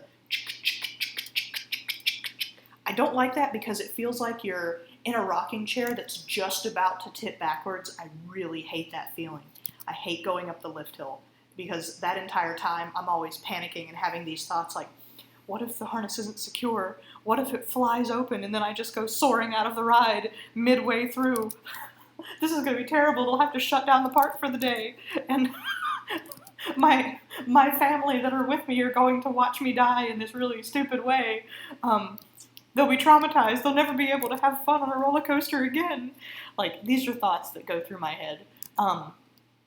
And then, we go over the lift hill and everything is, yay, euphoria, this is so much fun, whee!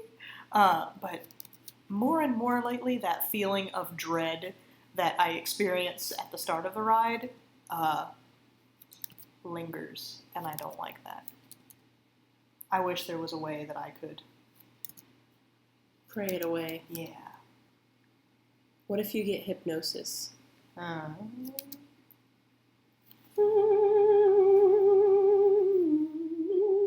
You're not afraid of heights anymore. Oh, Benicula said, I'm not afraid of heights, but I am afraid of ladders. If I ever had to exit a coaster down the emergency stairs, I would cry, same. I would lose my shit most profoundly. I'd be like, nope, someone needs to come get me in a cherry picker. Okay, like. See, that's so different from me. When I look at those stairs, I'm always like, wow, those lucky people get to climb up here sometimes. I think that's so fun. Like, I've had, while I'm in the, the going up, I've had the fantasy of, like, coming when it's nighttime or something and just, like, crawling up to the top of the roller coaster and... and I'm over here like, what the hell is wrong with you? I've always liked heights. My favorite dreams were about flying. Why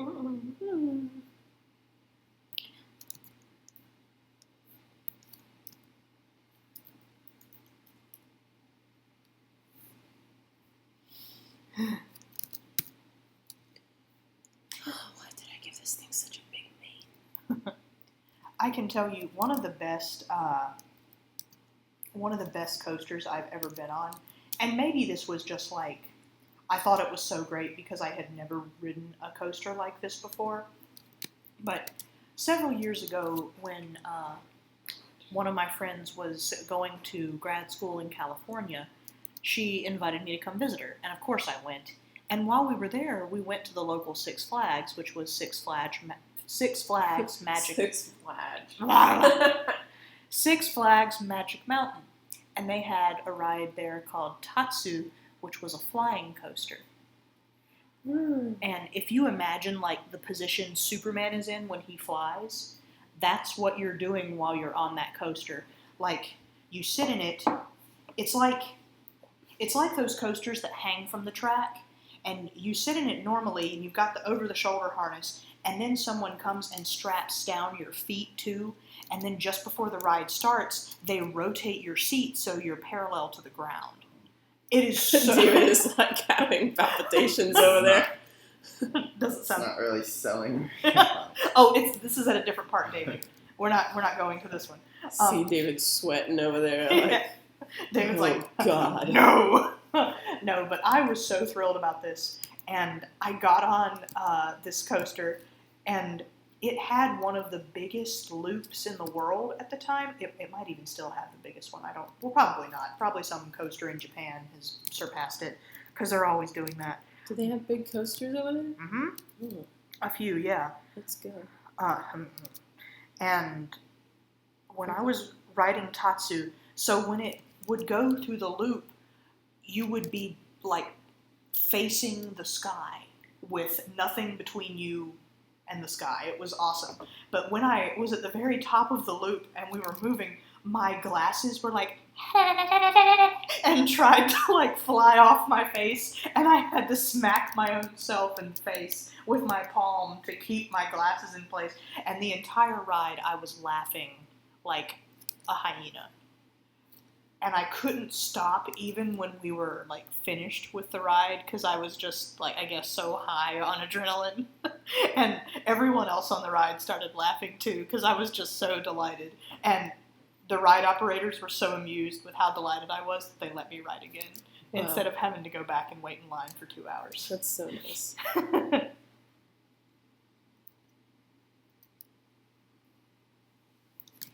Matt asks, Ash, have you ever been on a wooden roller coaster? Yeah, several. I've been on several. I've been, of course now, there's a park in Charlotte, North Carolina called Carowinds, and they have several wooden coasters there. I've been on those. There was a couple wooden coasters at Magic Mountain, and I went on those. Like, I'm not afraid of wooden coasters at all. But sometimes they're pretty rough. Like, and I know a lot of people enjoy rough coasters. I am not one of them.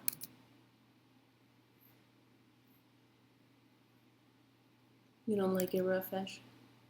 Not on a coaster. Mm-hmm.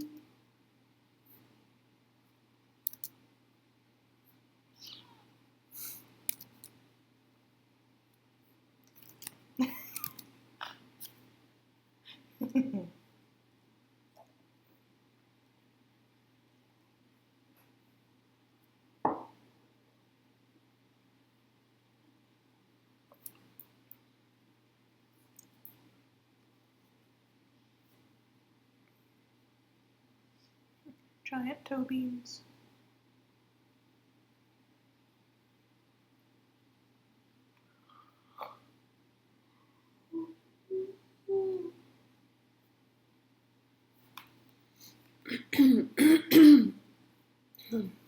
Sorry if I missed any questions while I was, chattering about roller coasters.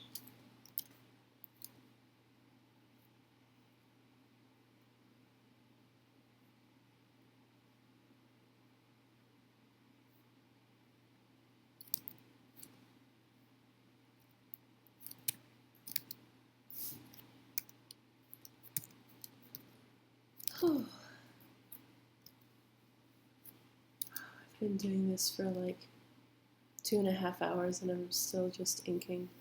It's a pretty detailed one, but it's a good one. Maybe my favorite one yet.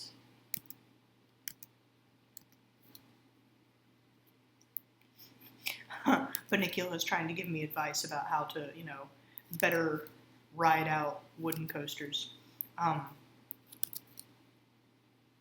Don't sit on the edge. No, she said, you're short like me, Ash. You can brace easily.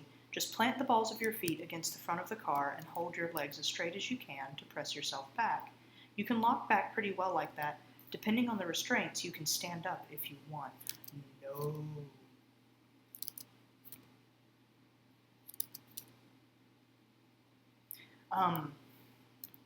Most of the time, I'm actually, I have really short legs. You might have longer legs than me. Most of the time, I cannot reach the bottom of the car when I'm sitting down.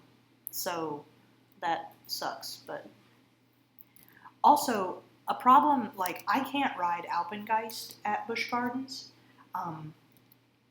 anymore because I am just short enough that my head does not make it over the top of the over-the-shoulder harnesses.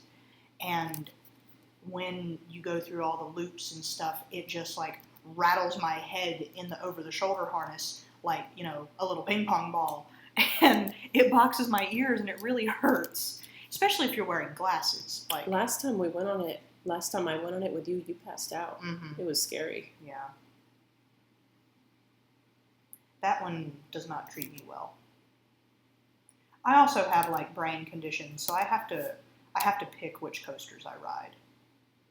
It's why I really like a lot of the other ones at Busch Gardens, though, like Griffin and Apollo's Chariot are super smooth. I can deal with Loch Ness. Like, it's not too rough. It's not my favorite ride, and it's actually one of the prettiest rides in the park, I feel like. I think it's especially pretty at night. When Yeah. you do that one at night, it's just all stars. Mm-hmm. It's like flying in the stars.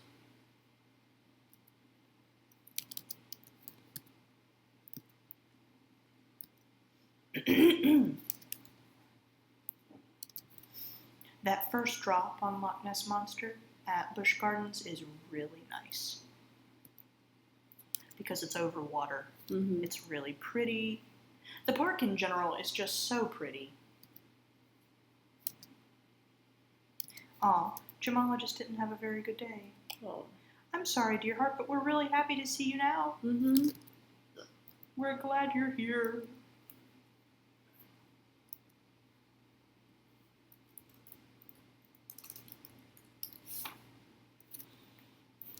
What?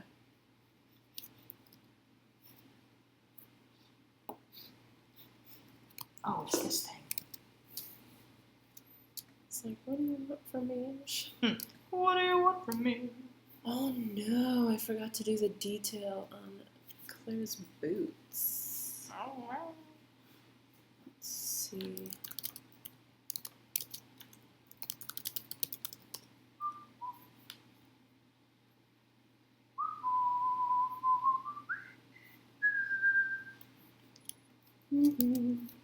Let's see if I can do this without any undersketch. Flying fast and loose here. I have faith in you.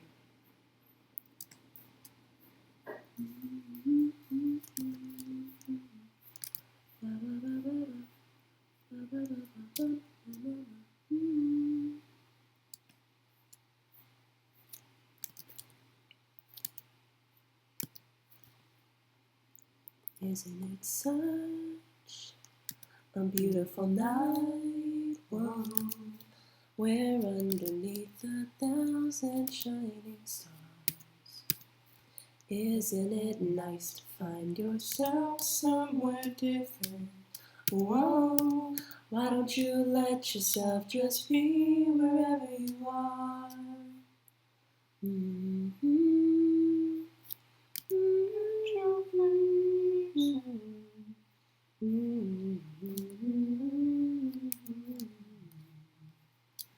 Isn't it nice to find yourself somewhere different?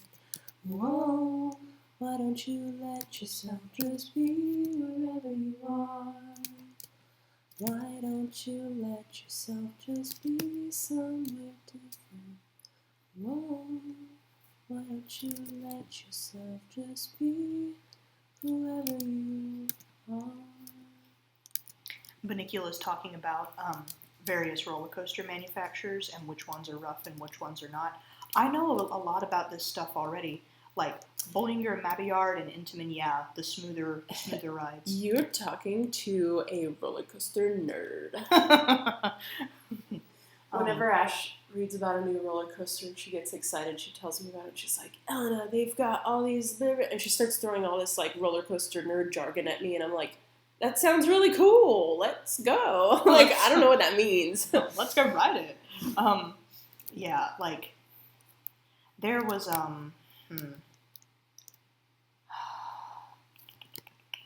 there was a coaster at Magic Mountain. I'm trying to remember what it was called. I think it was called Viper? Let's see. Viper, disambiguation. Well, or not. Oh, yeah. Yep. By Arrow, That, like, the Viper coaster at Magic Mountain in California, and apparently they have them at a lot of other Six Flags parks I'm seeing by the wiki page. That was the worst coaster I have ever ridden, and Gianni agreed with me. It was so rough. It boxed our ears really, really badly, and like when we got off, we both had such terrible headaches that we were almost crying. I remember that we had to find like a place to sit in the shade and just recuperate for like almost an hour. We found a Panda Express kiosk and huddled under one of their umbrellas for a while. It was not a good coaster.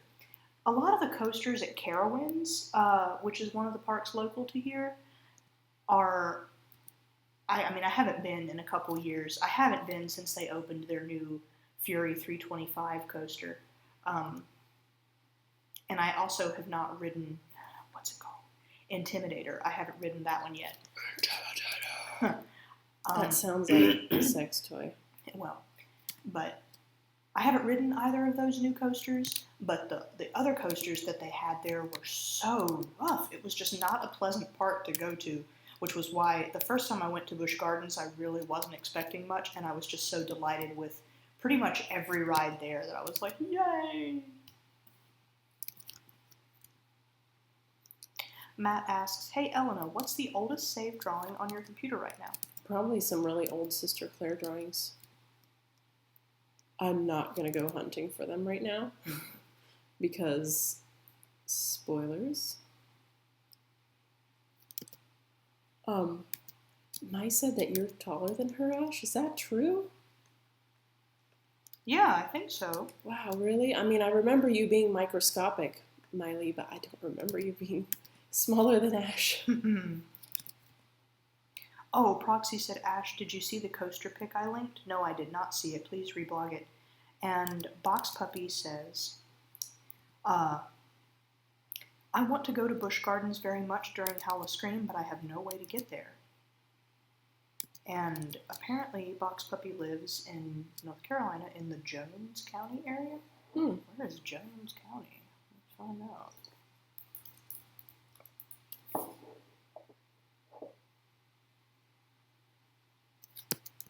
Oh, it's near the beach. Cool. Oh.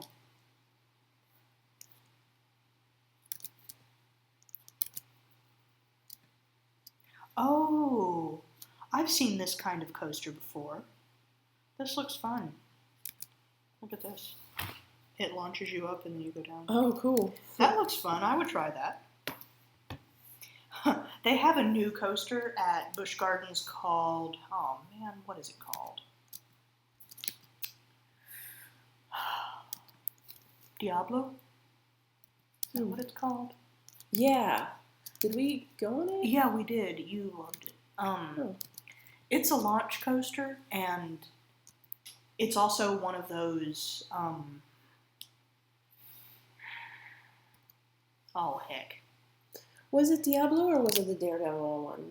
Well, I mean, let me look. Now I can't remember.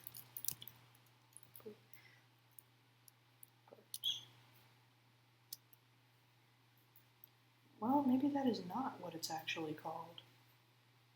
Let me see. Oh, I can't remember. Oops.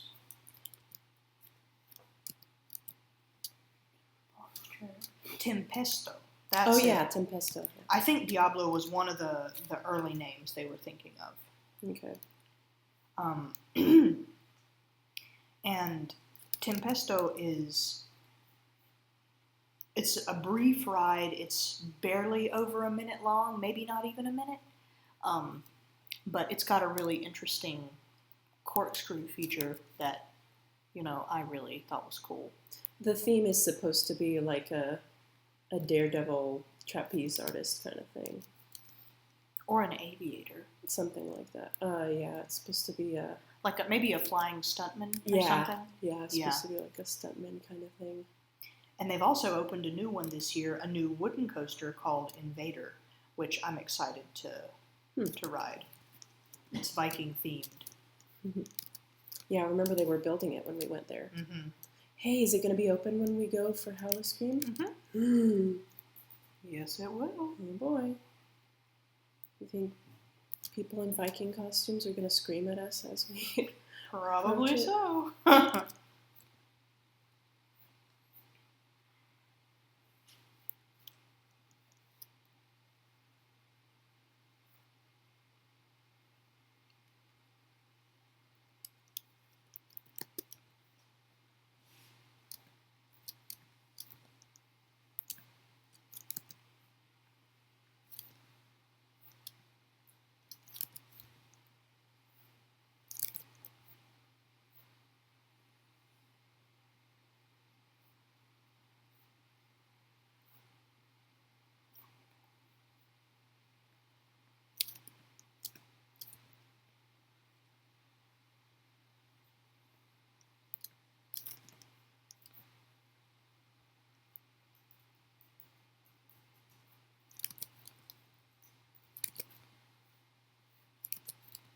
You like it? Mm-hmm. Laura said, Snowy's little mustache always seems so fluffy. I want to pet them. Wait, what? Mustache. The little side thingies. Sideburns. Yeah. Yeah. I was like, wait, I drew a mustache on Snowy? Where? I guess if you think about it in cat terms, like they would Whiskers be, is yeah. probably what, yeah. Yeah.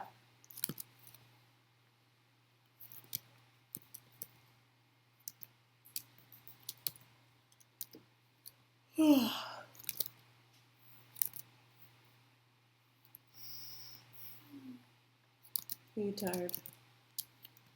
A little bit. I am almost done with the main inking. Then all there is to do the outlines of the shards patterning, and then like another 3 hours of coloring. No, I shouldn't take that long. I will try to be fast here. It's okay. Take your time to make it look cool. Excuse me. I feel like nothing was real until I met you. Doo-doo-doo.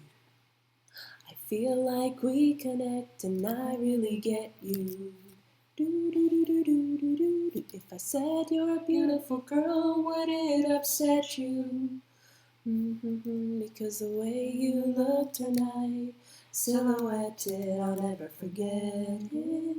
Oh, Fiona, your fist has touched my heart. Oh, Fiona, I won't let anything in this world keep us apart. I won't let anything in this world keep us apart.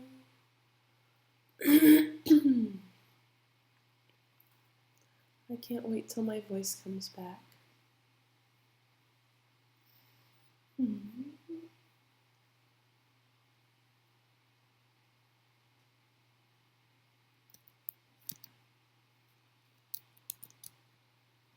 I love MegaKitty so much. I want my own MegaKitty.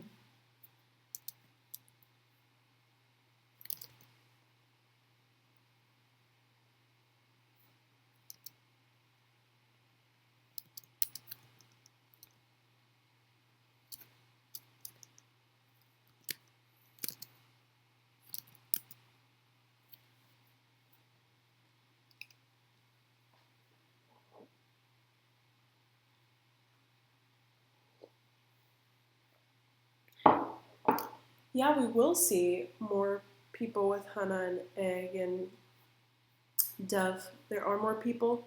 I just didn't want to draw them yet, but there are other people. It's like early morning, so they're sleeping in the wagon. That's my excuse.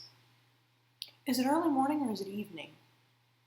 I don't know, some kind of twilight evening. I think it's evening, actually. Okay. Yeah, like other people might be in the wagons or, have been doing stuff around, around the encampment and are not entirely back yet.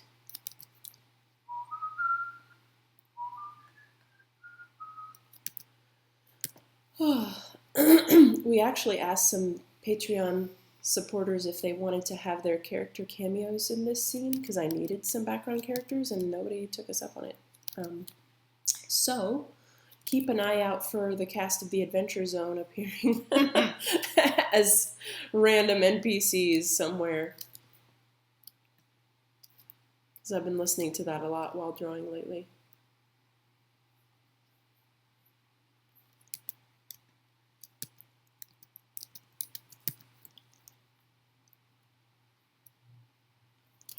Keeps me on track when I'm trying to draw, and I just keep finding myself browsing Tumblr and everything.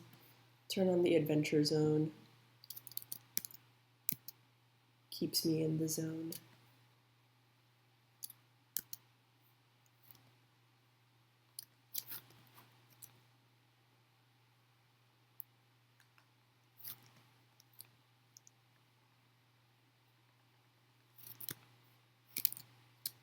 Laura says, Ash, is it Katawara Doki? Which is like a very ephemeral time at sunset, a lot like the blue hour. That's a good way to describe the time of day it is in this scene.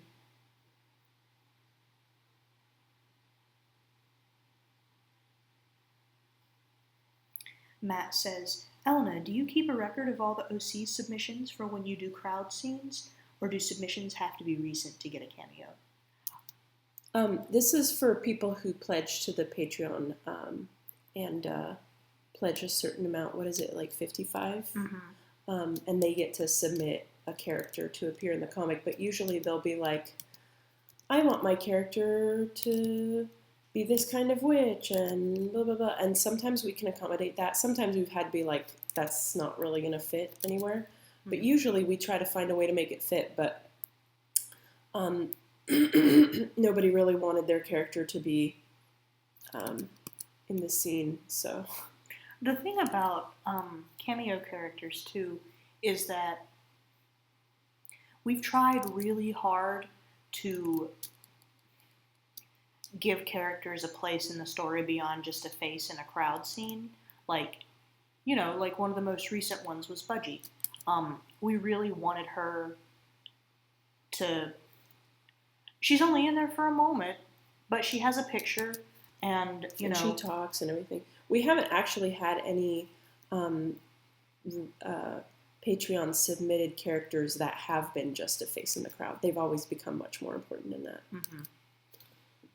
I feel like we really go the extra mile, whereas most people do have just like, oh yeah, sure, we'll use your name in something, but we really go out of our way to make it a little more worth your money.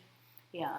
The downside to that is that sometimes it takes us a bit longer to be able to show the character that, if the character is going to be in the story, we have to make sure that it works with the narrative and doesn't derail it or take it over or something. And sometimes, this has not happened very often, but, sometimes, you'll give a person several options and they're not happy with any of them. And you're like, well then, I can't completely and utterly pick up the story and build it around your character. That's not the way this works. But by and large, people have been super awesome about it, and I like to think we do a good job. I think we do. There are characters... I'm not biased. There are characters like Nib, who really matter now quite a lot to the Sister Claire plot in general. Characters like Leah, who we haven't seen in a while, but that doesn't mean we're not going to see her again. The problem is, so we have to, it aggrieves me because we have to wait to get back to a certain area, where that character is, to be able to write them in again. And it's like, oh, I really want to. It gives me really great joy to be able to work those characters in and make them a part of this story, because I know not only does it make their creator really happy, but I like expanding the world. There's nothing more flattering to me than to take something, someone has created to fit into the world that we have created. This really reminds me of what we were talking about the other day regarding professional writers who hate fanfic and stuff like that, and how we're kind of doing the exact opposite. We're inviting people to join be a part of our world.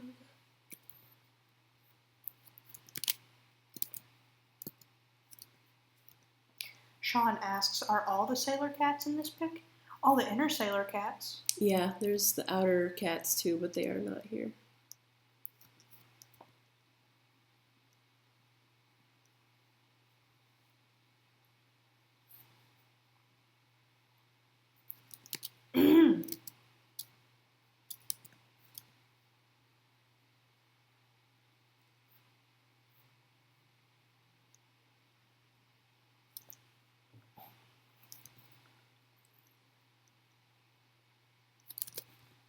Is Miley still here?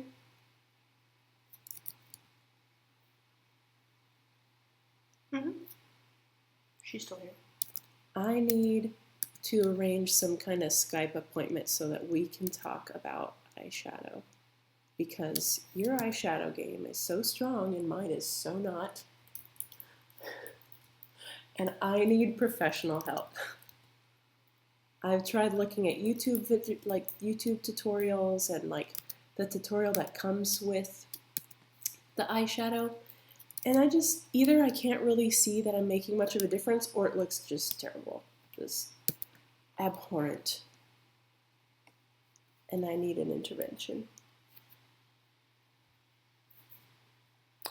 I know the one they're talking about. You should read the question so they'll know what people are talking Elena Ash is Ellen's OC Sailor Cat, and here they're talking about the orange cat that I put on the cover of Sister Cutter Book 1. It's a cat, it's a very rare elusive sailor cat based on Sailor Naboo, who was my OC. Oh. Did you not know? Even Ash didn't know about the Sailor Naboo cat. You probably told me about it at one point, but I mentioned it once in a live draw, I think a long time ago. Or maybe it was when I was drawing the cover. I think I was doing the cover for a live draw. And I was like, here's an inside joke that only people watching this are going to know in the future. Mm-hmm. But yeah, she is not here, no. She may be a special edition only for the book. Yeah, well, I think it would be so much more helpful to do it in person, but I don't know when we're going to have a chance to go to DC anytime super soon, unfortunately. I'm going up in July, but Elena's not coming with me. She has other plans.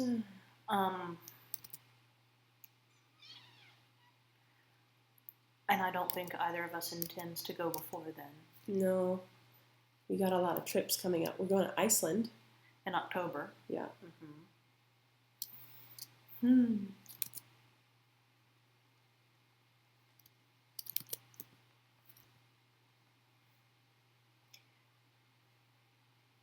Aw.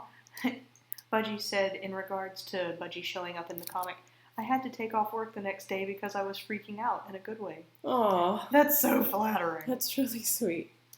Please don't get in trouble.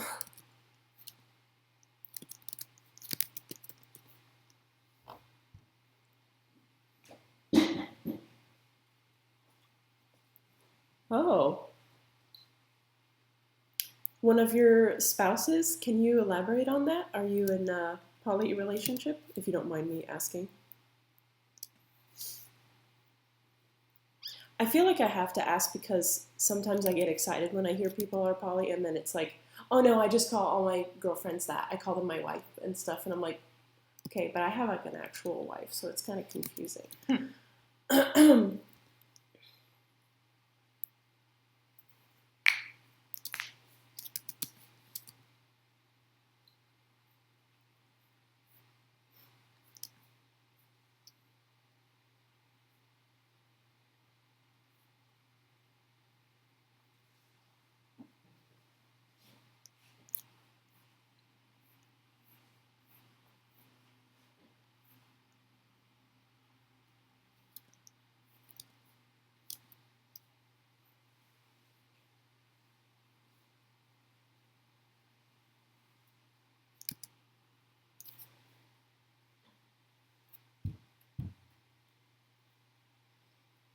Aw, Budgie, I'm so glad you like the live write. I'm really glad too.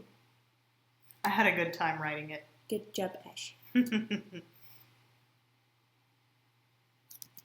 I enjoyed giving Budgie fish resurrection powers.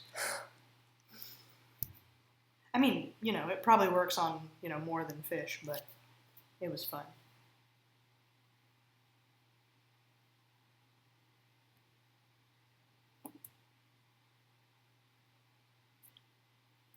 Oh, okay.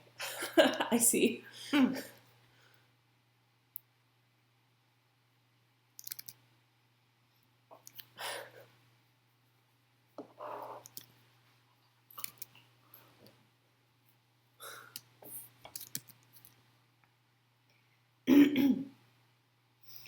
Sean is asking if Winkle is around.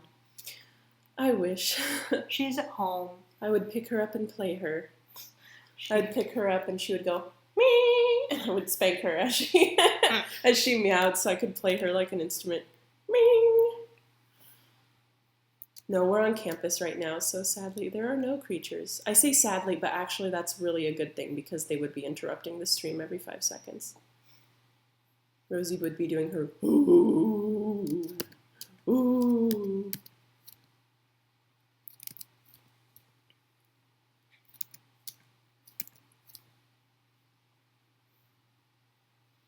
do you need your power cable?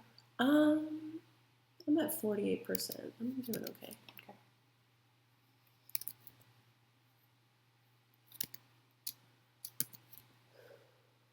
Okay, almost done. Am I done? Maybe done? Maybe. Maybe I should draw the claws. What do you think? Like, not all the way out, but like... I think you could just draw the slits. Yeah, where they like go. this. You think that's good? Yeah, It's that's better fine. like that. Kind of gives it a little more dimension, too. Mm-hmm. Agreed. Look like big old Lion King paws. Yeah, that's what I want. That's what I want.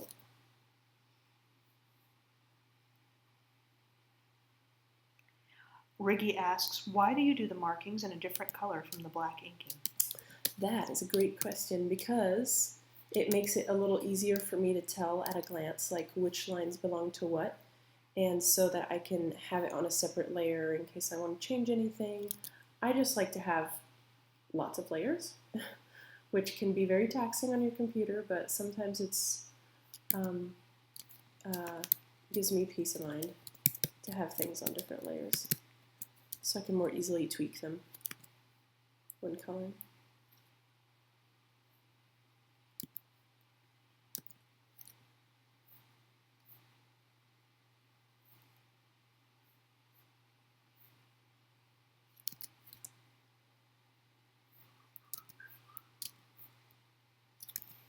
Okay, I think almost, well, maybe I am done in here actually. Hey, it looks so good. I love how it came out. It looks really great. Yeah, look at the kitty. Look at the big kitty. Really good, dear. I want it. I want the kitty. Okay, time to save it as a Photoshop file. Do you know how many cups of tea I've had? Do you really have to pee? Yep. You should go pee I gotta before you start coloring. I will. Okay.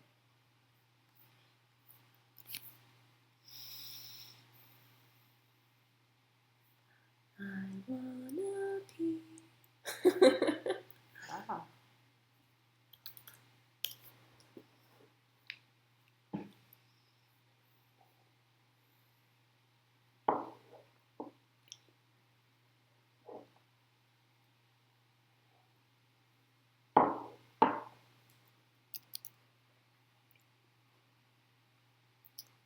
Okay.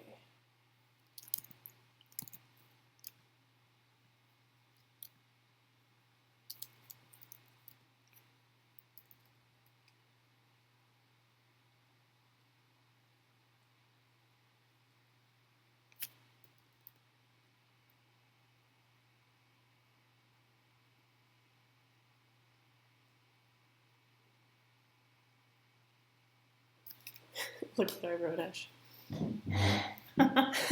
Great. Be right back, y'all. Okay.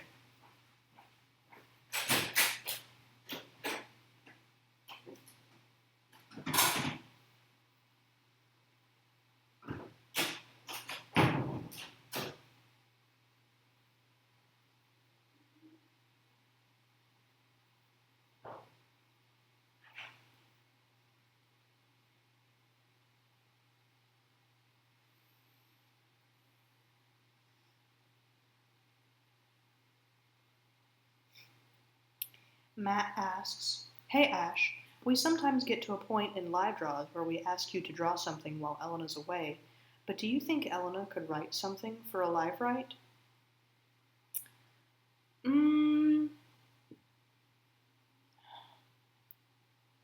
I'm sure, I mean, you know, I'm sure she could write something. I don't want to say Elena's a bad writer, but you would definitely be able to tell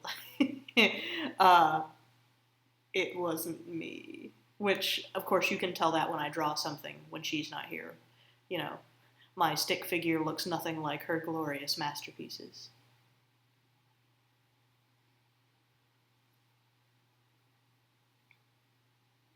Miley says, Ash, are you coming to DC to see your friend with the tiny room house? No, I'm coming to DC for a secret reason that I cannot yet reveal. I will probably see that friend while I'm there, though. Like, yeah.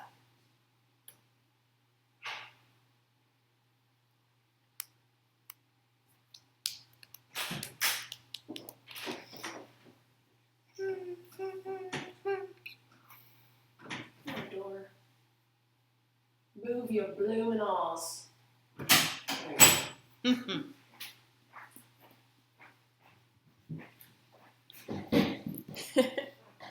BRB PP time. I'm gonna take a screenshot of that.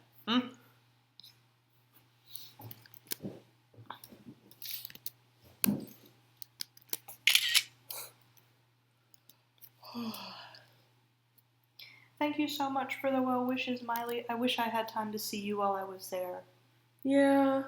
I told the chat that I'm going to DC in July for a secret reason. Well, if you said that you could come here, Miley, we can talk more about when would be a good time. We've got a lot of stuff going on this summer, but maybe there'll be a point when things die down a little bit and we can host you for a little while. Sephi said, secret DC reason, Ash is a superhero. Zach said, secret DC reason, Laura gets adopted. Space Budgie says, she's being sworn in as a senator. Rez said, egg the White House. No, don't. Please don't get arrested. Ash is going to save us all. Ash is actually going to be the new president. I know you heard it here first. It's very shocking.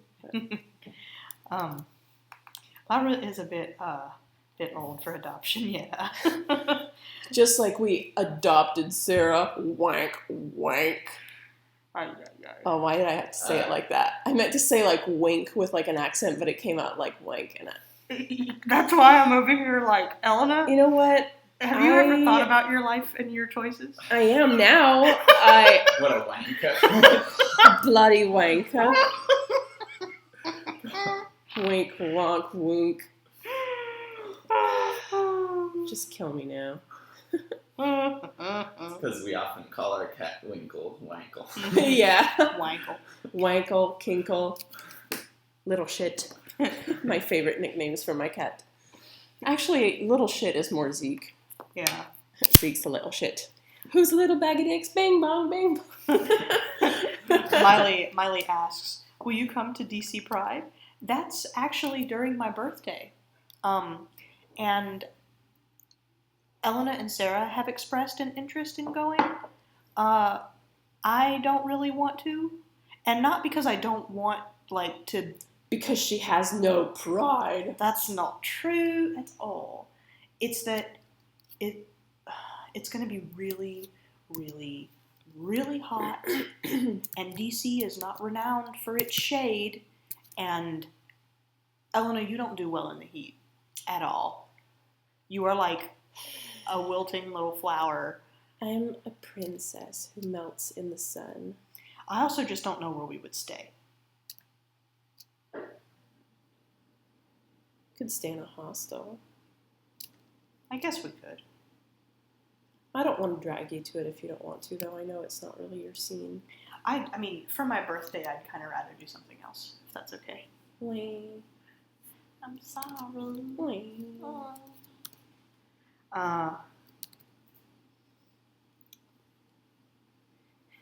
Budgie says, Ash's superpower is that she has the amazing ability to write herself out of sinkholes.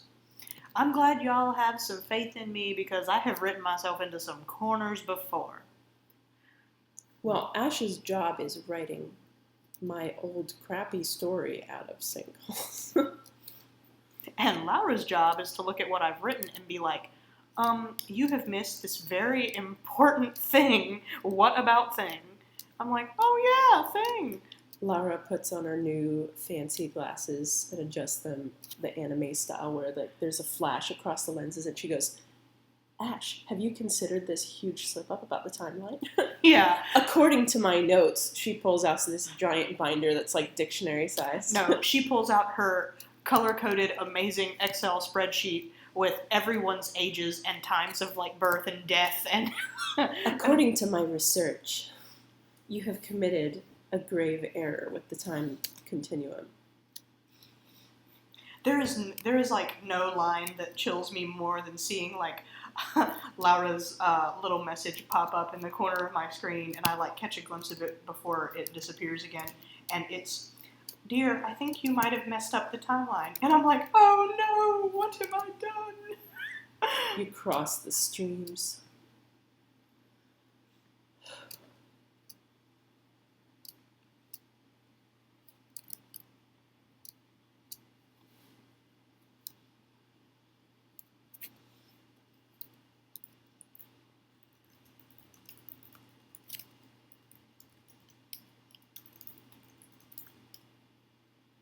I wish we could stay with you too, Mai. We used to have this like sweet hookup who had an apartment he could get for free for us in DC, which was part of why we were visiting a lot. But he's getting a different job and he doesn't have access to it anymore, and I'm heartbroken. I'm happy for him though. Like he moved up in the company that he works with, and now his job pays better. He might have a place to stay in where he got the new job. I don't know. I haven't asked him, because that is not the only reason I go to DC to get free lodging. I don't mind staying in hostels. It's fun. Oh, I've messed up the continuum. What? There we go. Oh, okay.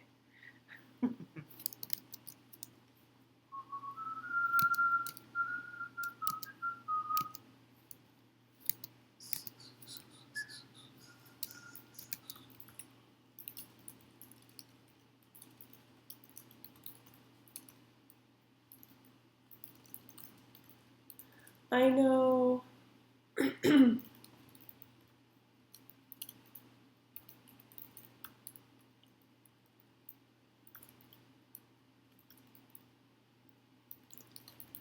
Let's see. Oh yeah, I need to open my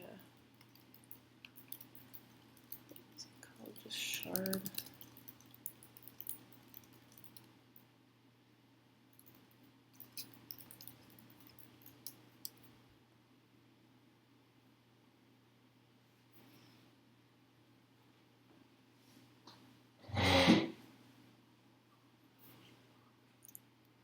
I like to dance with the water, the undertow and the waves. The water is mischievous. I like how it misbehaves. Who else here loved Moana? Me. I'll never hide. I can't. I'm too shy. I know your favorite song, David. The first time Elena and I saw Moana, David wasn't there, but we knew that. I just plugged my computer. How much battery do you have, David? Well, it's like 28. Oh. Okay.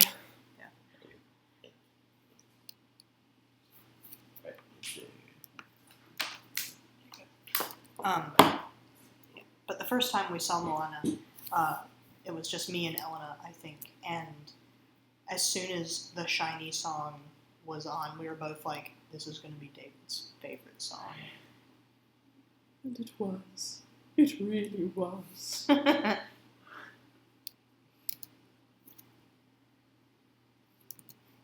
Oh, Matt, you have a very unfortunate opinion.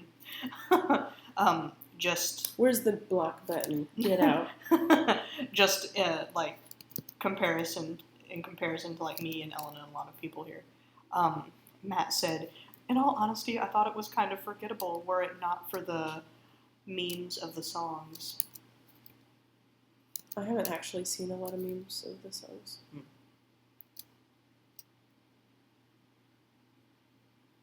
I can't believe. Well, okay, I don't want to spoil in case anybody here wants to see it, but I can't believe that had Maui pee on her.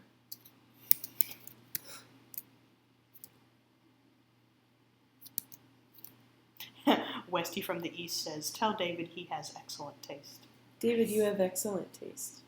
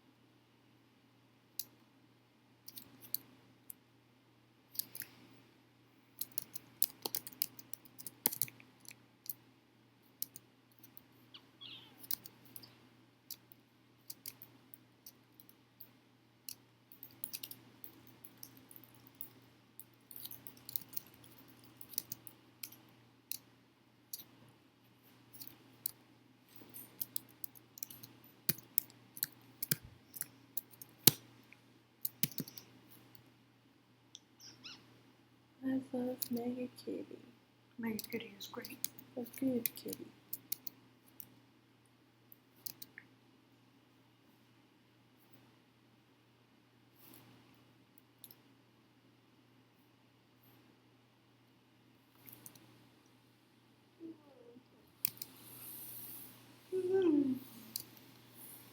You guys getting sleepy?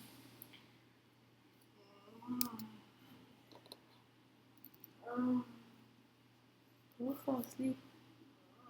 No. No. I still wanted to go to Walmart. Oh yeah. But that's okay, we can wait. I'm not too sleepy to go. I might be.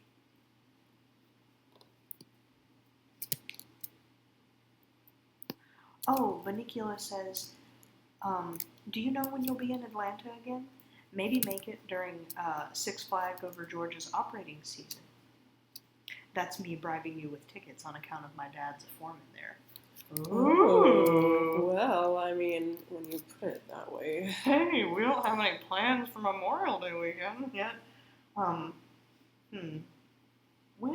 could we make it down to Atlanta? There's a good chunk of the summer that, like, I'm not gonna be free. But I don't know. I'll look at the calendar. We're not coming back to AWA next year. I'm pretty sure. Are we, Eleanor? Mm-mm. Nah, I didn't think we were. But that doesn't mean we won't be back in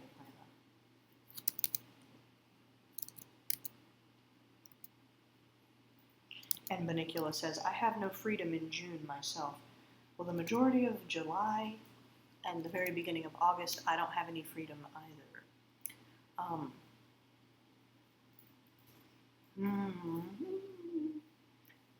I'll see.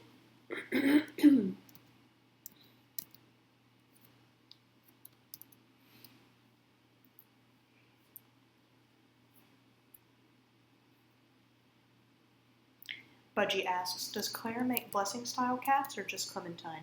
Well, Claire made MegaKitty. Yeah. So, I'd say she has the capability to. Well, no, they're talking about blessing style. Like the kind that look like little deer. Yeah, well, I mean. She didn't make any that look like deer. No, but she, like, technically, MegaKitty is not a purified shard. MegaKitty is a blessing. Mm-hmm. Just a really big one. Yeah.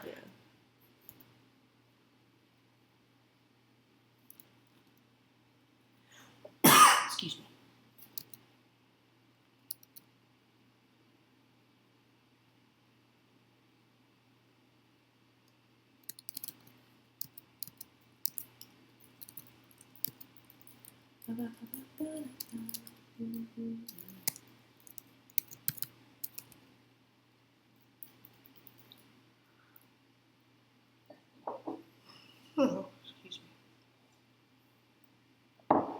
Oh, pulling up an image of the Naboo cat original character.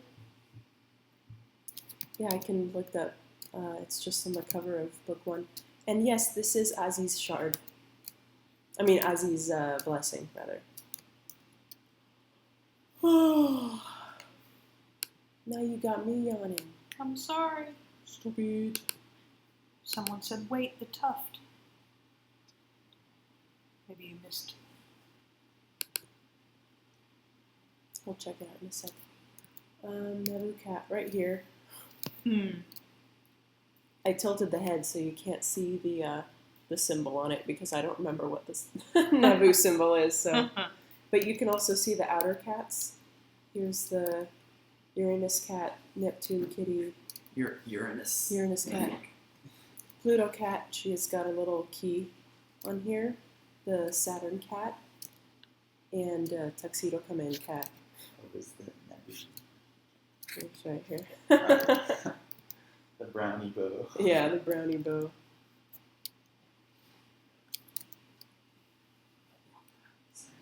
That actually was not the first print. It looks very similar to the first Claire print, but it's not.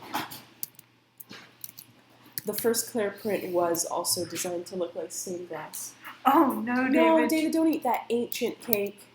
Oh, God, it's so old. It's fine. It's a sheet cake. That thing could live forever. David Sheet was so cakes are excited. forever. I also have Read the Bible. Read the Bible, live forever. Do you want a donut, David? I've got 2 here.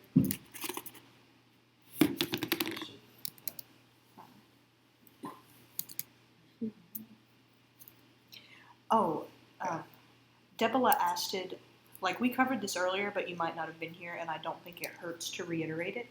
Debola asked, what's the difference between blessings and purified shards? A purified shard is created when someone pulls all the pain out of a shard into themselves. A blessing is created when someone pulls out some of the pain from a shard and pushes in some of their own life force.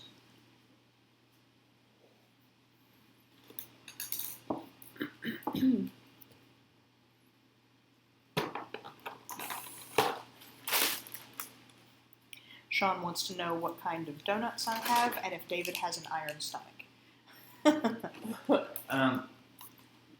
We will see soon enough. Well, let me see. Oh yeah, it's not all fossilized. These are raised glazed donuts from Krispy Kreme. My personal preference is cake donuts. Like from Dunkin'. Or, yeah. Cake Blasphemy. donuts. And the old-fashioned ones. Oh. Krispy Plain. Kreme is the best. I mean, I was thinking of daily donuts. But Team not a Krispy Kreme. the cream team. Yeah.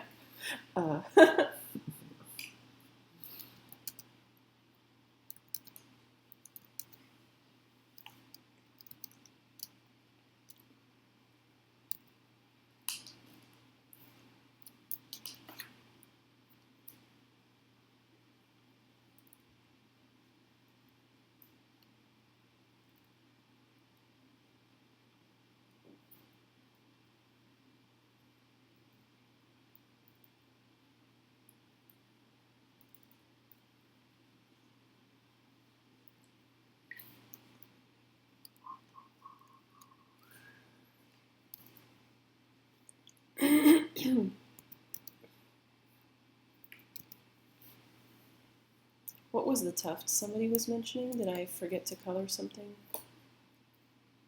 On the blessing, something about a tail tuft not being colored.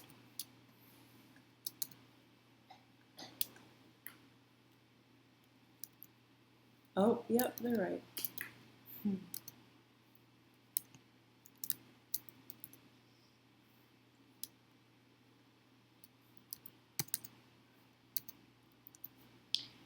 Oh, Sephi says, also, I think you wanted to put the straps on Claire's boots. yeah.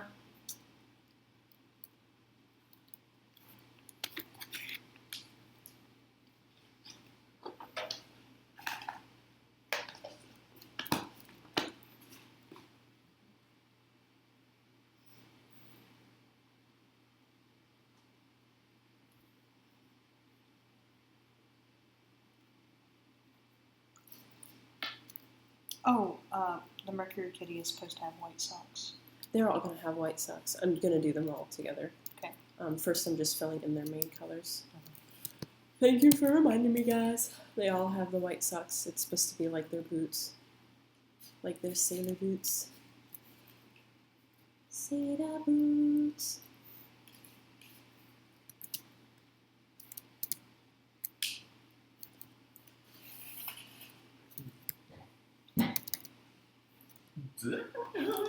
Ooh.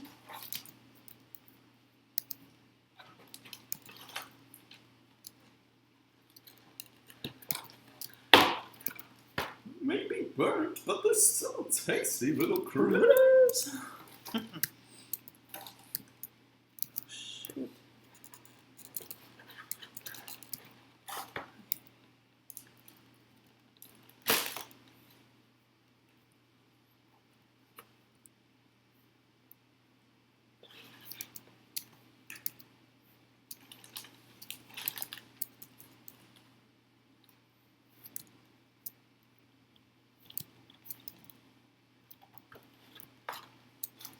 Banicula says, Mercury Kitty and Jupiter Kitty are in love, right? I think so. Absolutely.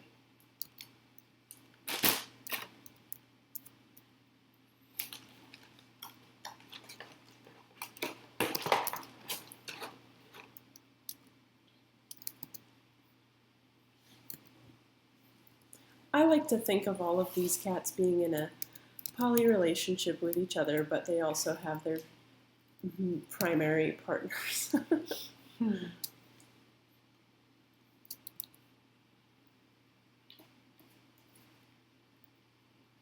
Just like real cats.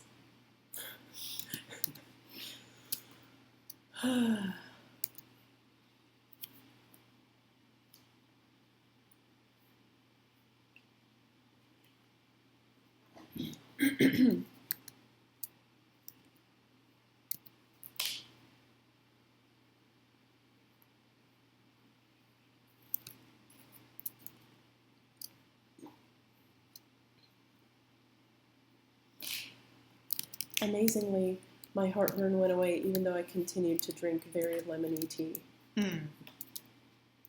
Hard through it. Sean asks, Ash Elena, have you found a bubble tea place up near you guys?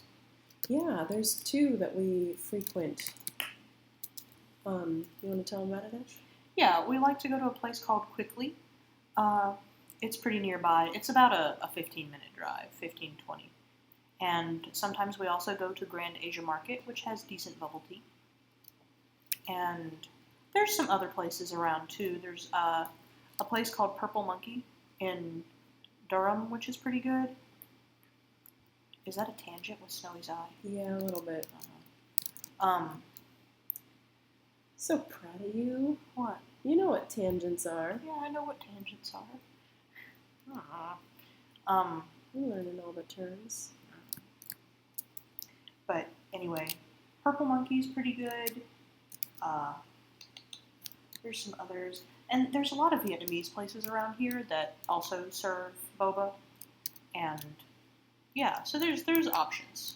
Quickly is, I think, our top pick, though. Yeah, they have the biggest variety there, which I really appreciate.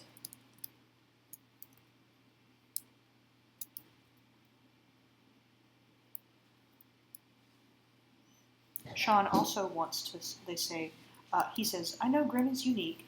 They aren't purified or a blessing. Do they have a classification, or are they just Grimm? Grim is a partly purified shard. Yeah. Rigi got it, yeah.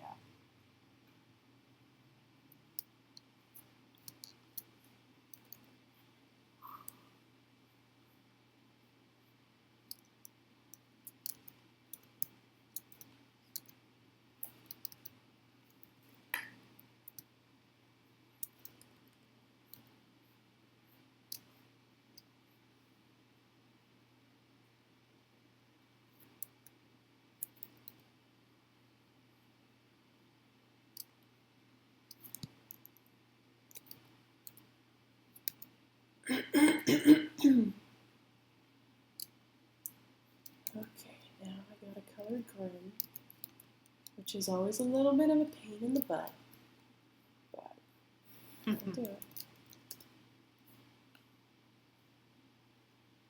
I need to make like a proper character sheet for Grim because I don't have one yet.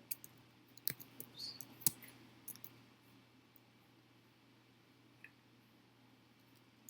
Oh, oops, I forgot to draw Grim's back here.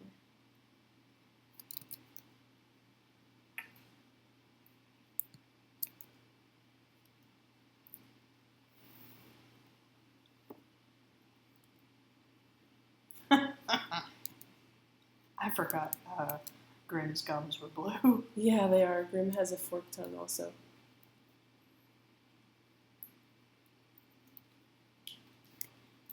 Grim's kind of a pain to color because I have to do a separately colored outline. I was talking to Sarah a little bit about how I color Grim and some of my color practices in general.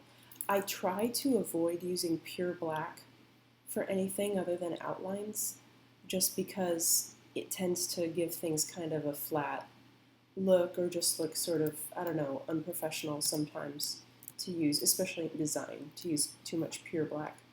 But when it comes to Grim, I wanted Grim to really stand out kind of in the way like Vanta Black. Do you know what Vanta Black is? That material that was invented that's like the blackest substance on earth that actually like absorbs light and you can't tell what shape it is because it's so dark. Before Vanta Black was invented, I had that idea for Grim. That was how I wanted Grim to appear. And so I gave Grim this very purpley outlines so that Grim's actual body could be pure black and look almost fluorescent.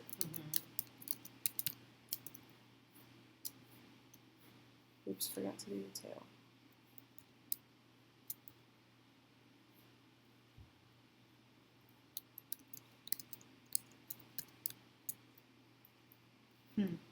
Laura asks, the lemon sickness, I think it's been confirmed. Princess Rose, Oscar, and Rosalie all had it. Is it lifted verbatim on a real-world illness or more like vaguely based? It's vaguely based on a real-world illness.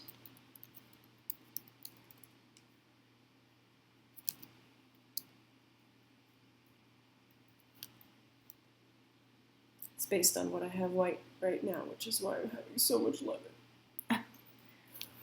It's not, but I hope you feel better soon. Yeah.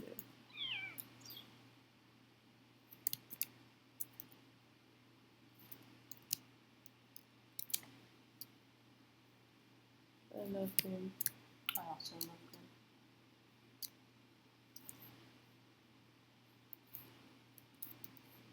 This would have looked nicer if I had done this part in the other program, but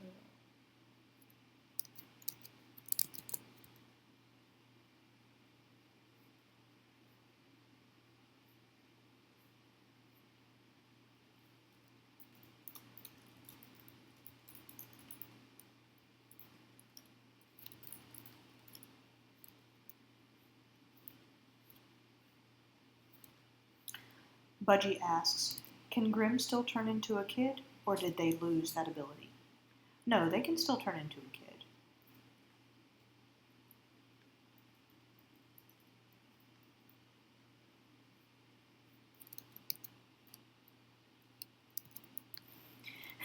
kid. Riggy says, my favorite part about Kid Grim are their little booty shorts. I am going to ask Elena to please take those out because I cannot stand them. I think they look dumb. you were the one who insisted we put them on. Like, I wanted Grim to be naked, but Ash was like, no. I don't remember why. I think it was because I was worried, I think I was worried about the site being censored. Like, it wasn't because, I had anything against Grim personally being a naked little feral child. I know. But I think at this point you can just, take them off. And, yeah.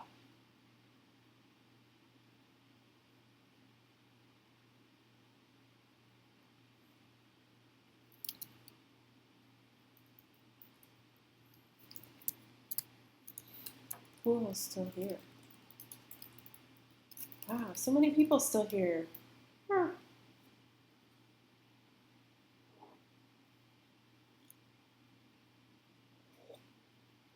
Hey Miley, what do you do with puppies? You just like dog sit or?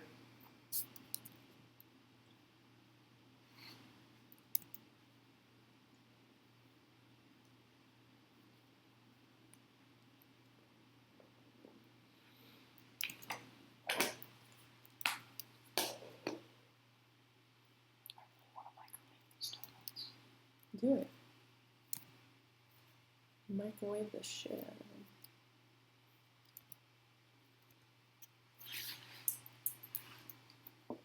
I mean, I don't think they're also not very dry yet. So they're good. Tepid. Yeah. Budgie said, petition to keep Grimm's booty shorts. No. Zach said, we've been exposed to the reaction of those exposed to Marguerite in all her saggy glory. It's different when it's a kid character, though. Like, that's the thing. You can show old people butt, and, you know, no one's going to bat an eyelash, but if you show a naked kid, you know, you're always going to have those people who are like, you're a pedophile and stuff, and sometimes you just don't have the energy to deal with that kind of mess. Although we have had a lot of naked bubble boys. That's true, but again, I think those can count as, like, creatures. But Grimm looking like a kid, even if they are weird colors. Like,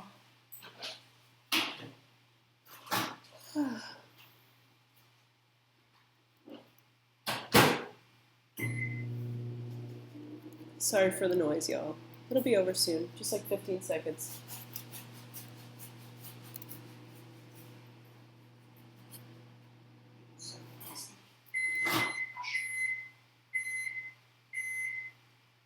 Sorry.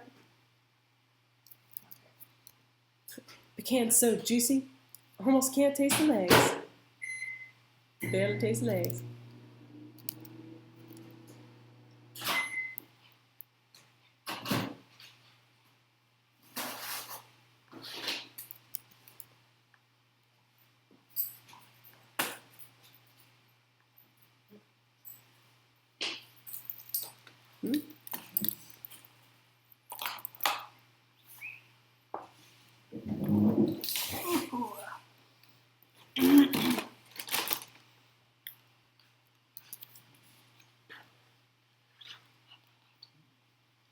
David, do you want one?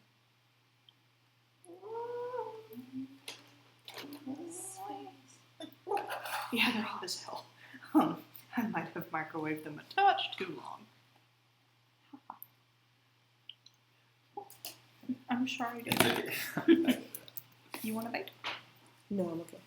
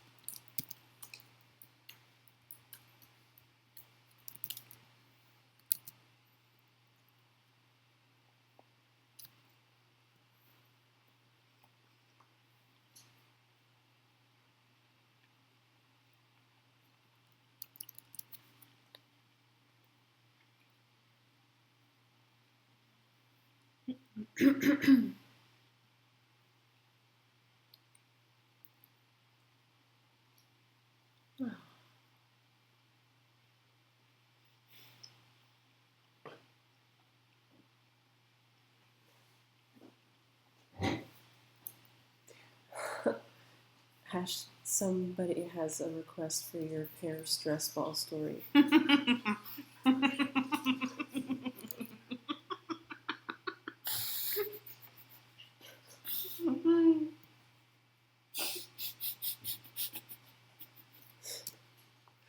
Now you got her started.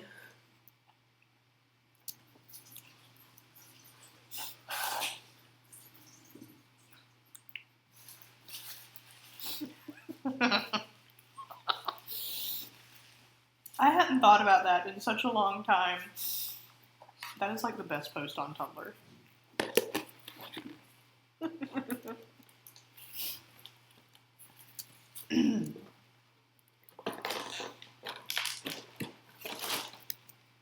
Tell him, Ash, tell him the story. So there was this post on Tumblr. Let me find it. Like, I'm sure I can find it.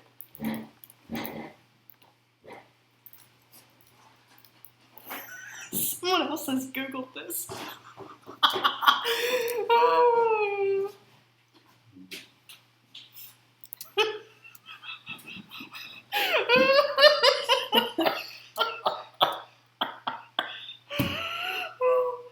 So one day I saw this post on Tumblr that had me like laughing for an hour. I don't know. I was like sobbing with laughter. But the post is just, today I put my hand in my backpack and felt a stress ball. And I was like, oh, I have a stress ball? And I squeezed it and it was a pear and it exploded. And now I'm much more stressed than I was earlier.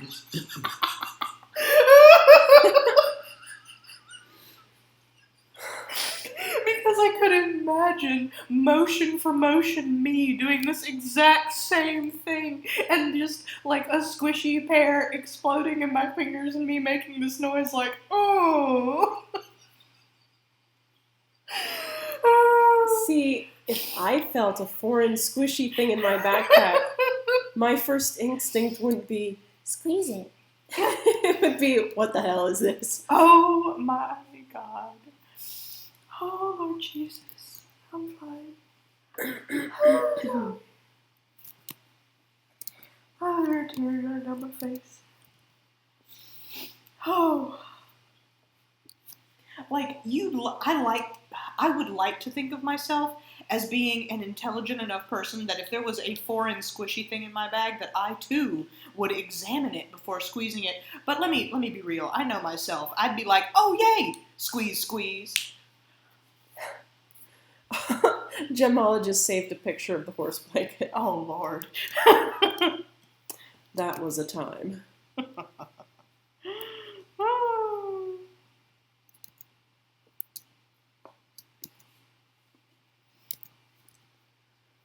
Oh yes, that was quite a time.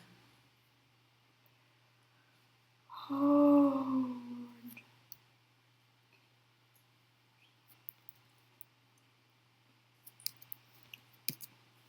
Aw, Jamala just says, I remember talking to Elena and Ash on the phone and just being so happy to have the opportunity. Aww. Because it was our second time, I believe, going to a convention where your brother was there and you weren't, and we knew that you had really wanted to see us there, and I was like, why don't you just give your sister a call? We could talk to her on the phone. And he was like, oh, really? We're like, yeah. Yes, do it. Do it. Do it. Laura said, hey, Ash, remember be the pudding tasty. You're forgetting some of it, Laura. It was, please, Lord, be the pudding tasty.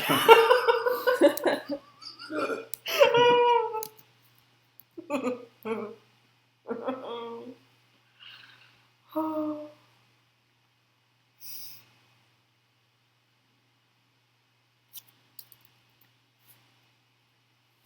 Please, Lord, be the pudding tasty.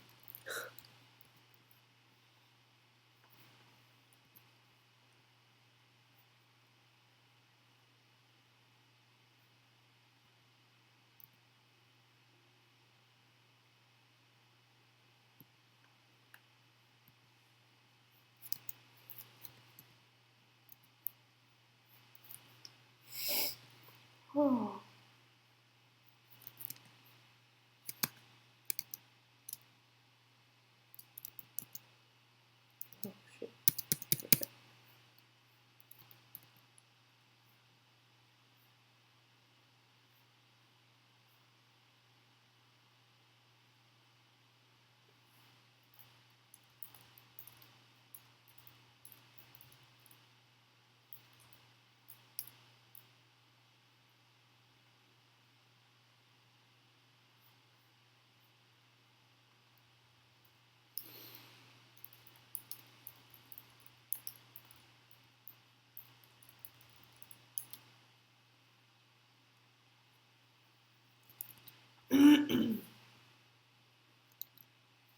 always try to do a different shadow layer that's not pink, but then I put it to pink and I'm like, that's the best though. Pink, pink, pink, pink, pink. Pink, pink, pink.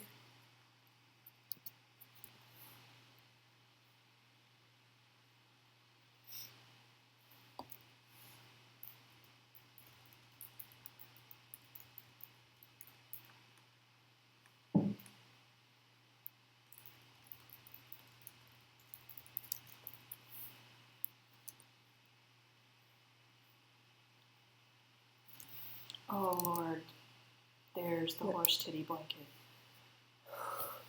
There it is. Wow. It lives in infamy.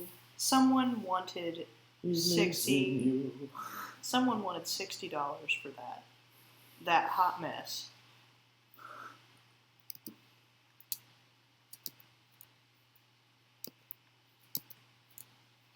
Oh my gosh.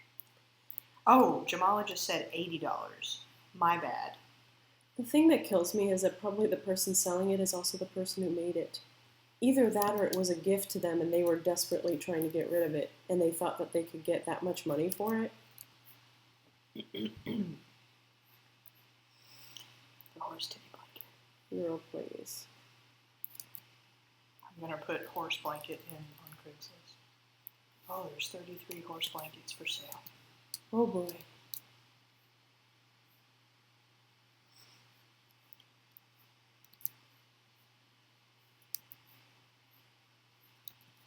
None of them are the horse titty blanket. Surprising no one.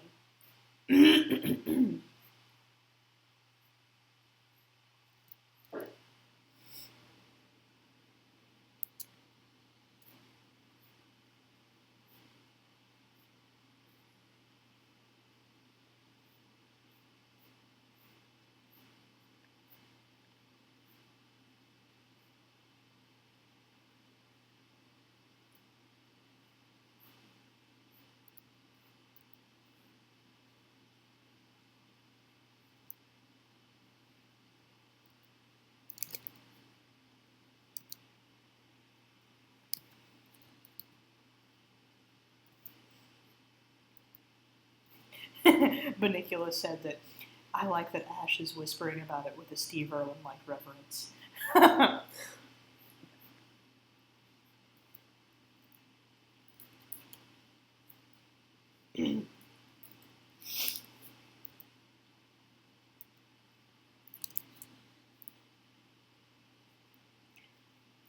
Sean said, Ash, Elena, you've not run afoul of any animals or found stray/lost cats recently, have you? No, we haven't, which is kind of surprising because usually we're like magnets for strays.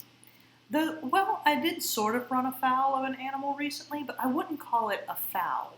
Like, it was a nice animal. It was a misplaced animal, but it was a nice one. The other evening, last Sunday night, I drove home from spending Mother's Day with my mom. And when I got home, Elena, David, and Sarah were not there. They were at Sarah's parents' house. And when I opened my patio door, we have a wooden patio before you get to our front door, and I saw what I thought was a cat just chilling, eating something in the middle of our patio, and I was like, oh, hi, kitty. And it, trundled a little close to me, and I went, I expected it to run away, and it didn't. I was like, oh, it's a friendly cat. And when I reached down to pet it, I was actually touching it, when I saw this cat's tail and realized, this is not a kitty. This is a raccoon, I think. And so, I withdrew my hand and went and unlocked my door, let myself into my house, walked into my kitchen, and after turning on the porch light, looked through the glass door. It was, in fact, a raccoon, so I had just engaged in a come snuggles with mama moment. And I was like, oh my God, okay. And I went back to the patio door and opened it, and the raccoon, seemed very eager to try to get into our house and was just very friendly. At this point, it definitely, I could tell that people had been feeding it. It was also very large, like fat.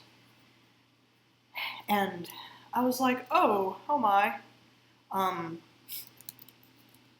I tried using the broom that we keep on the porch to, like, first I tried getting it to follow me off the porch because it was very interested in following me around, but it was too smart.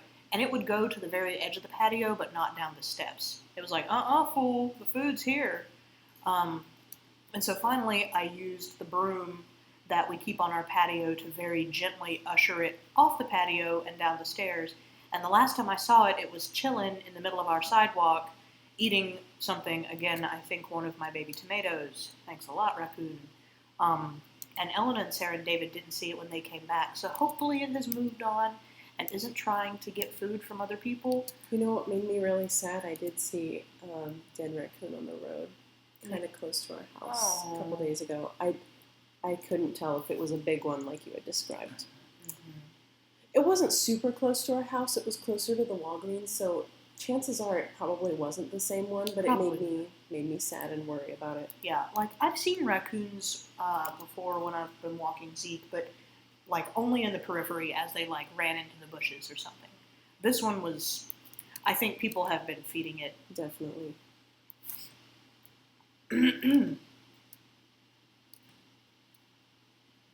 Normally I would have been worried that like such a friendly raccoon had something wrong with it, but it was only interested in me as like a food source. I've seen what a raccoon looks like when it's rabid. Really? You saw a rabid raccoon? Mm-hmm. I've seen a rabid raccoon. I've seen a rabid fox. When was that? When you worked at the shelter? No. I didn't see any rabid animals when I worked at the Piedmont Wildlife Center, but I saw a couple when I was growing up. Mm. Oh, I've seen a rabid dog. Mm. Yeah, it's really sad.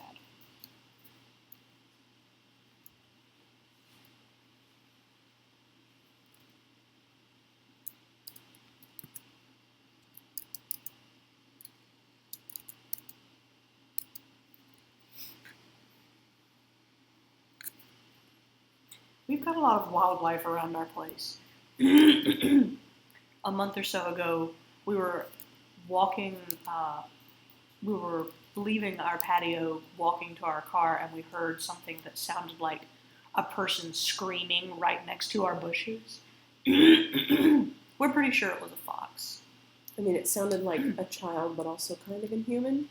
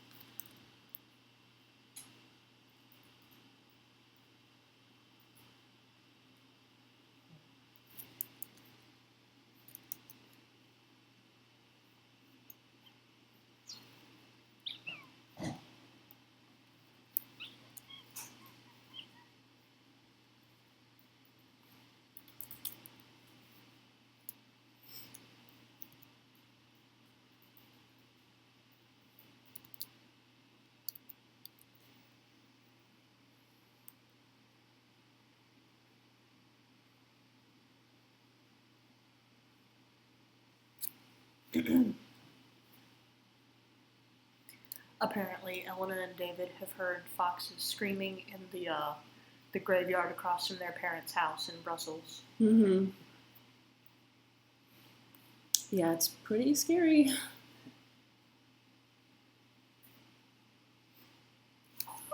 I won't try to imitate. Laura says, "Hey Ash, are the fireflies surfacing already?"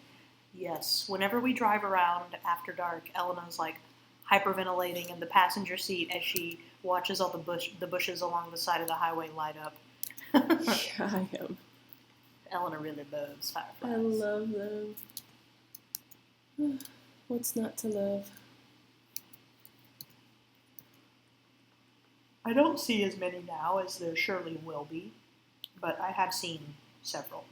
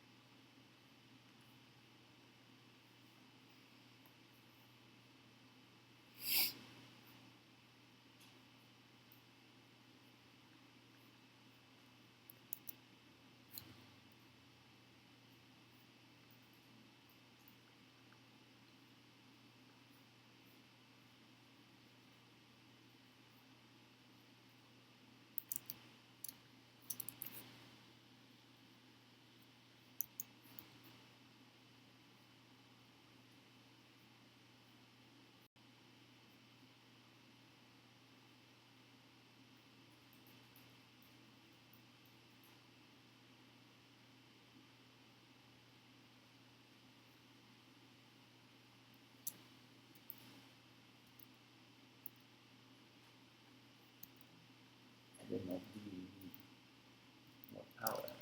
Yes, I am at 13%. Oh. Thank you. Mm-hmm.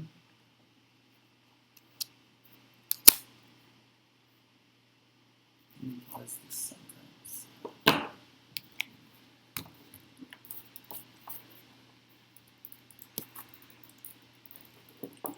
Let's put them in here. Yeah, it is. Blow on. Oh, the light came on. Okay. It flickered.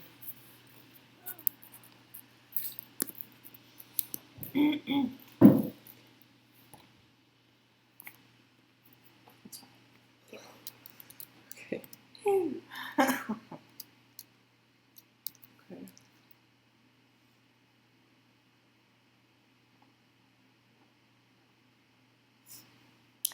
Laura asks, hey, was it ever decided if Oscar was inheriting the captaincy or the crown? So, at first, Oscar was just set to inherit Josephine's position. But eventually the monarchy were going to break it to her that, well, you're actually our successor. So you can stop being the captain now and can come, do a lot of training for being royalty and then eventually taking over the kingdom.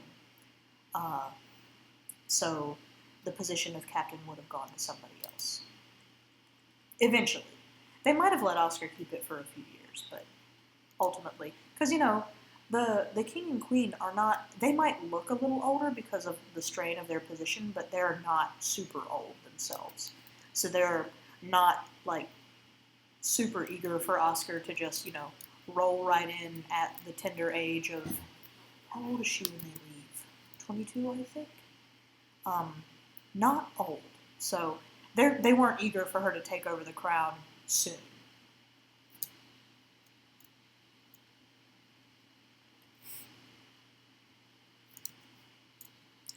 I think I'm pretty much done. Looks really good, dear. Yeah. I'm gonna do just a tiny bit more tweaking to kind of bring it all together.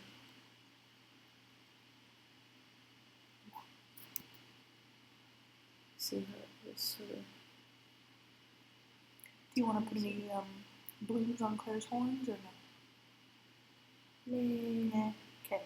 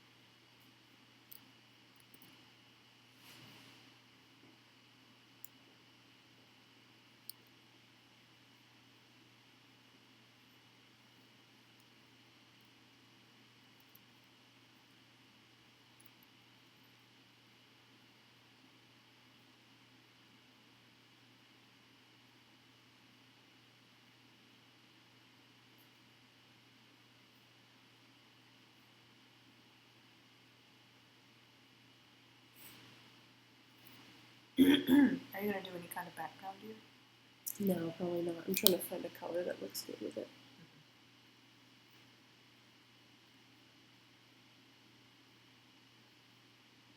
Blue looks really good, actually. Or maybe just a soft pink. That's really nice.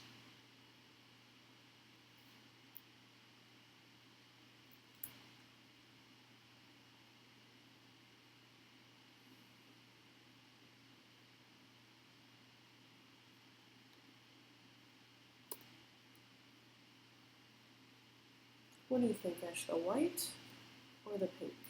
I'm actually thinking the white still. I like the pink, but it's up to you. I'm just afraid it blends too much.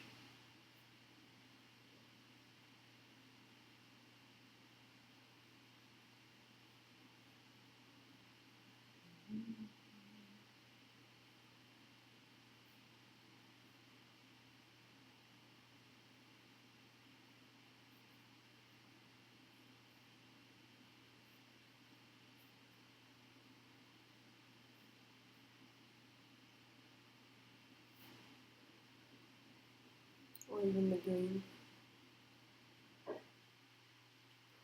Oh, I like the green too.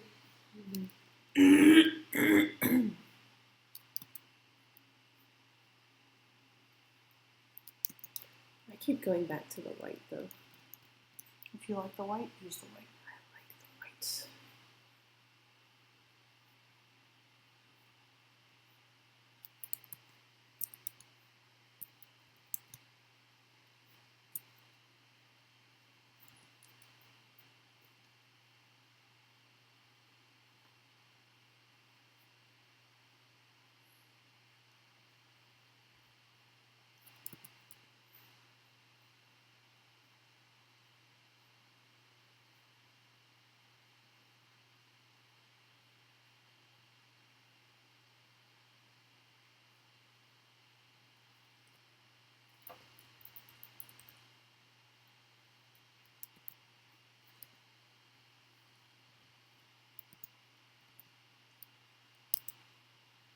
One last little bit of highlights, and then I'm done. Are there any final questions or anything, since we're probably about to wrap up?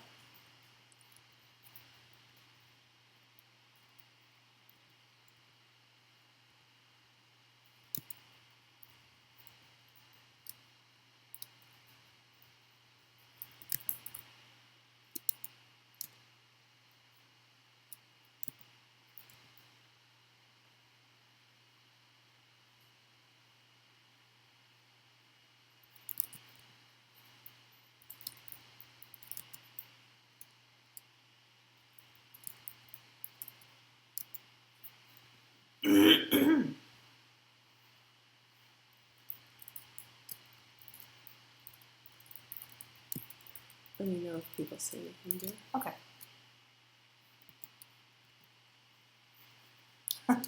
Sean said, Ash, will you ever revisit the AU where Oscar and Kat are cops? The one where Oscar was brained by Clementine?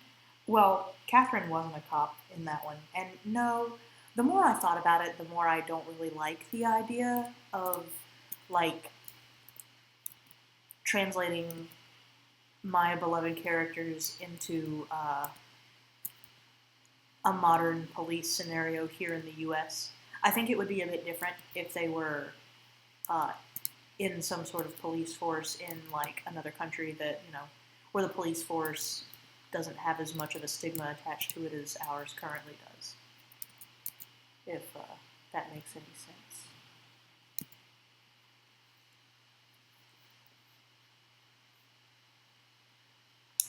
Matt asks, are we going to be getting more writes/draws anytime soon? Well, we have done quite a few live draws and live writes recently. I was thinking about doing some more live writes next week, but I'm not going to promise anything right now. But I'm sure you'll see us soon. Mm-hmm. I'm really busting my buns to get a buffer for the next chapter, So I'm kind of doing the bare minimum of extra work right now. But we will definitely announce it when we do have upcoming live shows.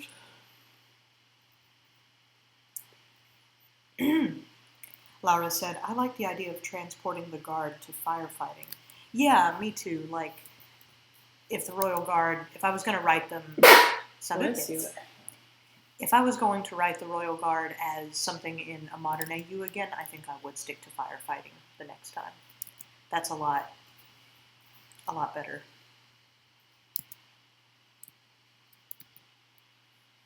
Budgie said, Mercy is in Sister Claire, Italy, right? They could be Italian cops. I know nothing about any kind of Italian police force, so I'm not going to try to write that one. I can think of so many other things to write that I think will enthrall y'all just as much. So, any last questions?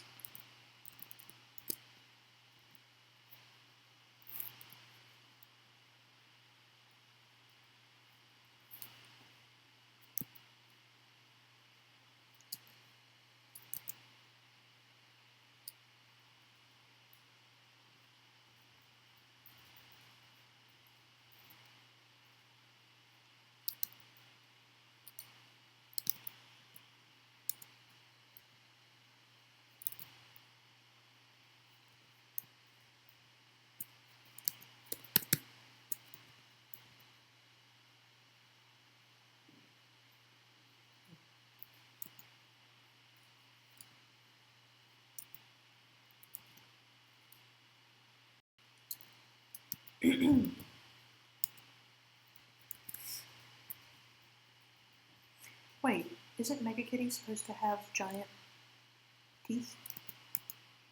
Their mouth is closed. Then they don't hang over like saber teeth? No, No? Okay. that's never how I've shown it before.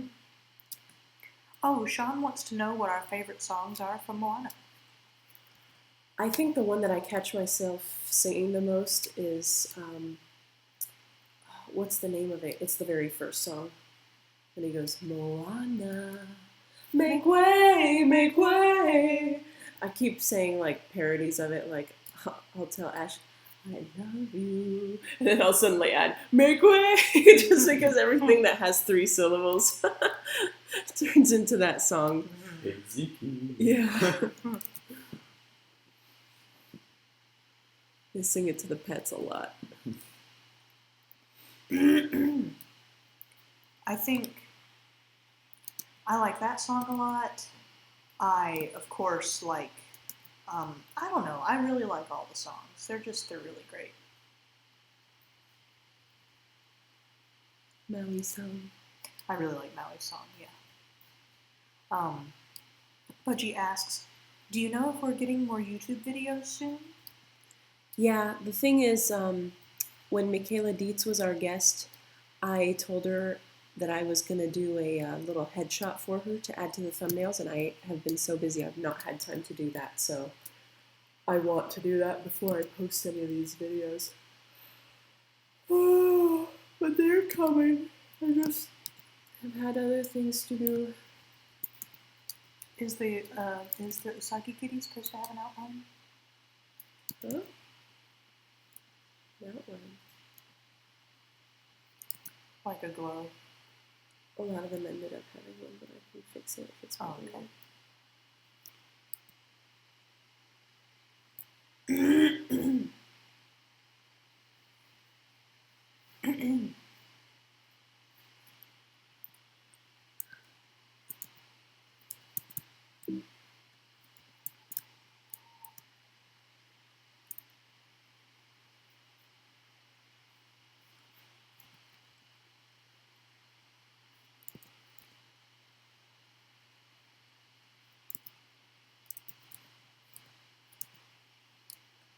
Where's the glow? Like here? Mm-hmm. Right? Yeah. That's because I did a really fast tweak to try to make my life easier. Some of the things ended up having a little bit of a glow on them. Okay. Pretty much done. Oops, I turned on the yellow. Now I'm debating. What about the yellow?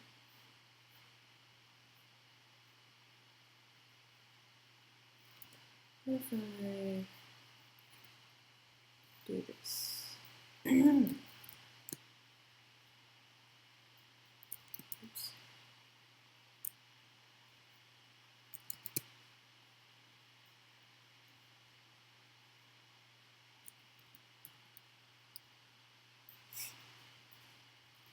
Oh, that's nice, huh? Ooh, that's really nice. Nice contrast. Yeah. It's done. It's finito. I can't stop yawning. It's time to go to bed.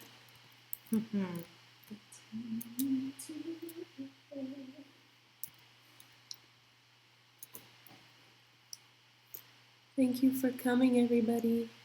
Thank you. It was truly a blast. And I really love how this one came out. It looks awesome. Thank you. All right. I think we shall say good night. Good night. Good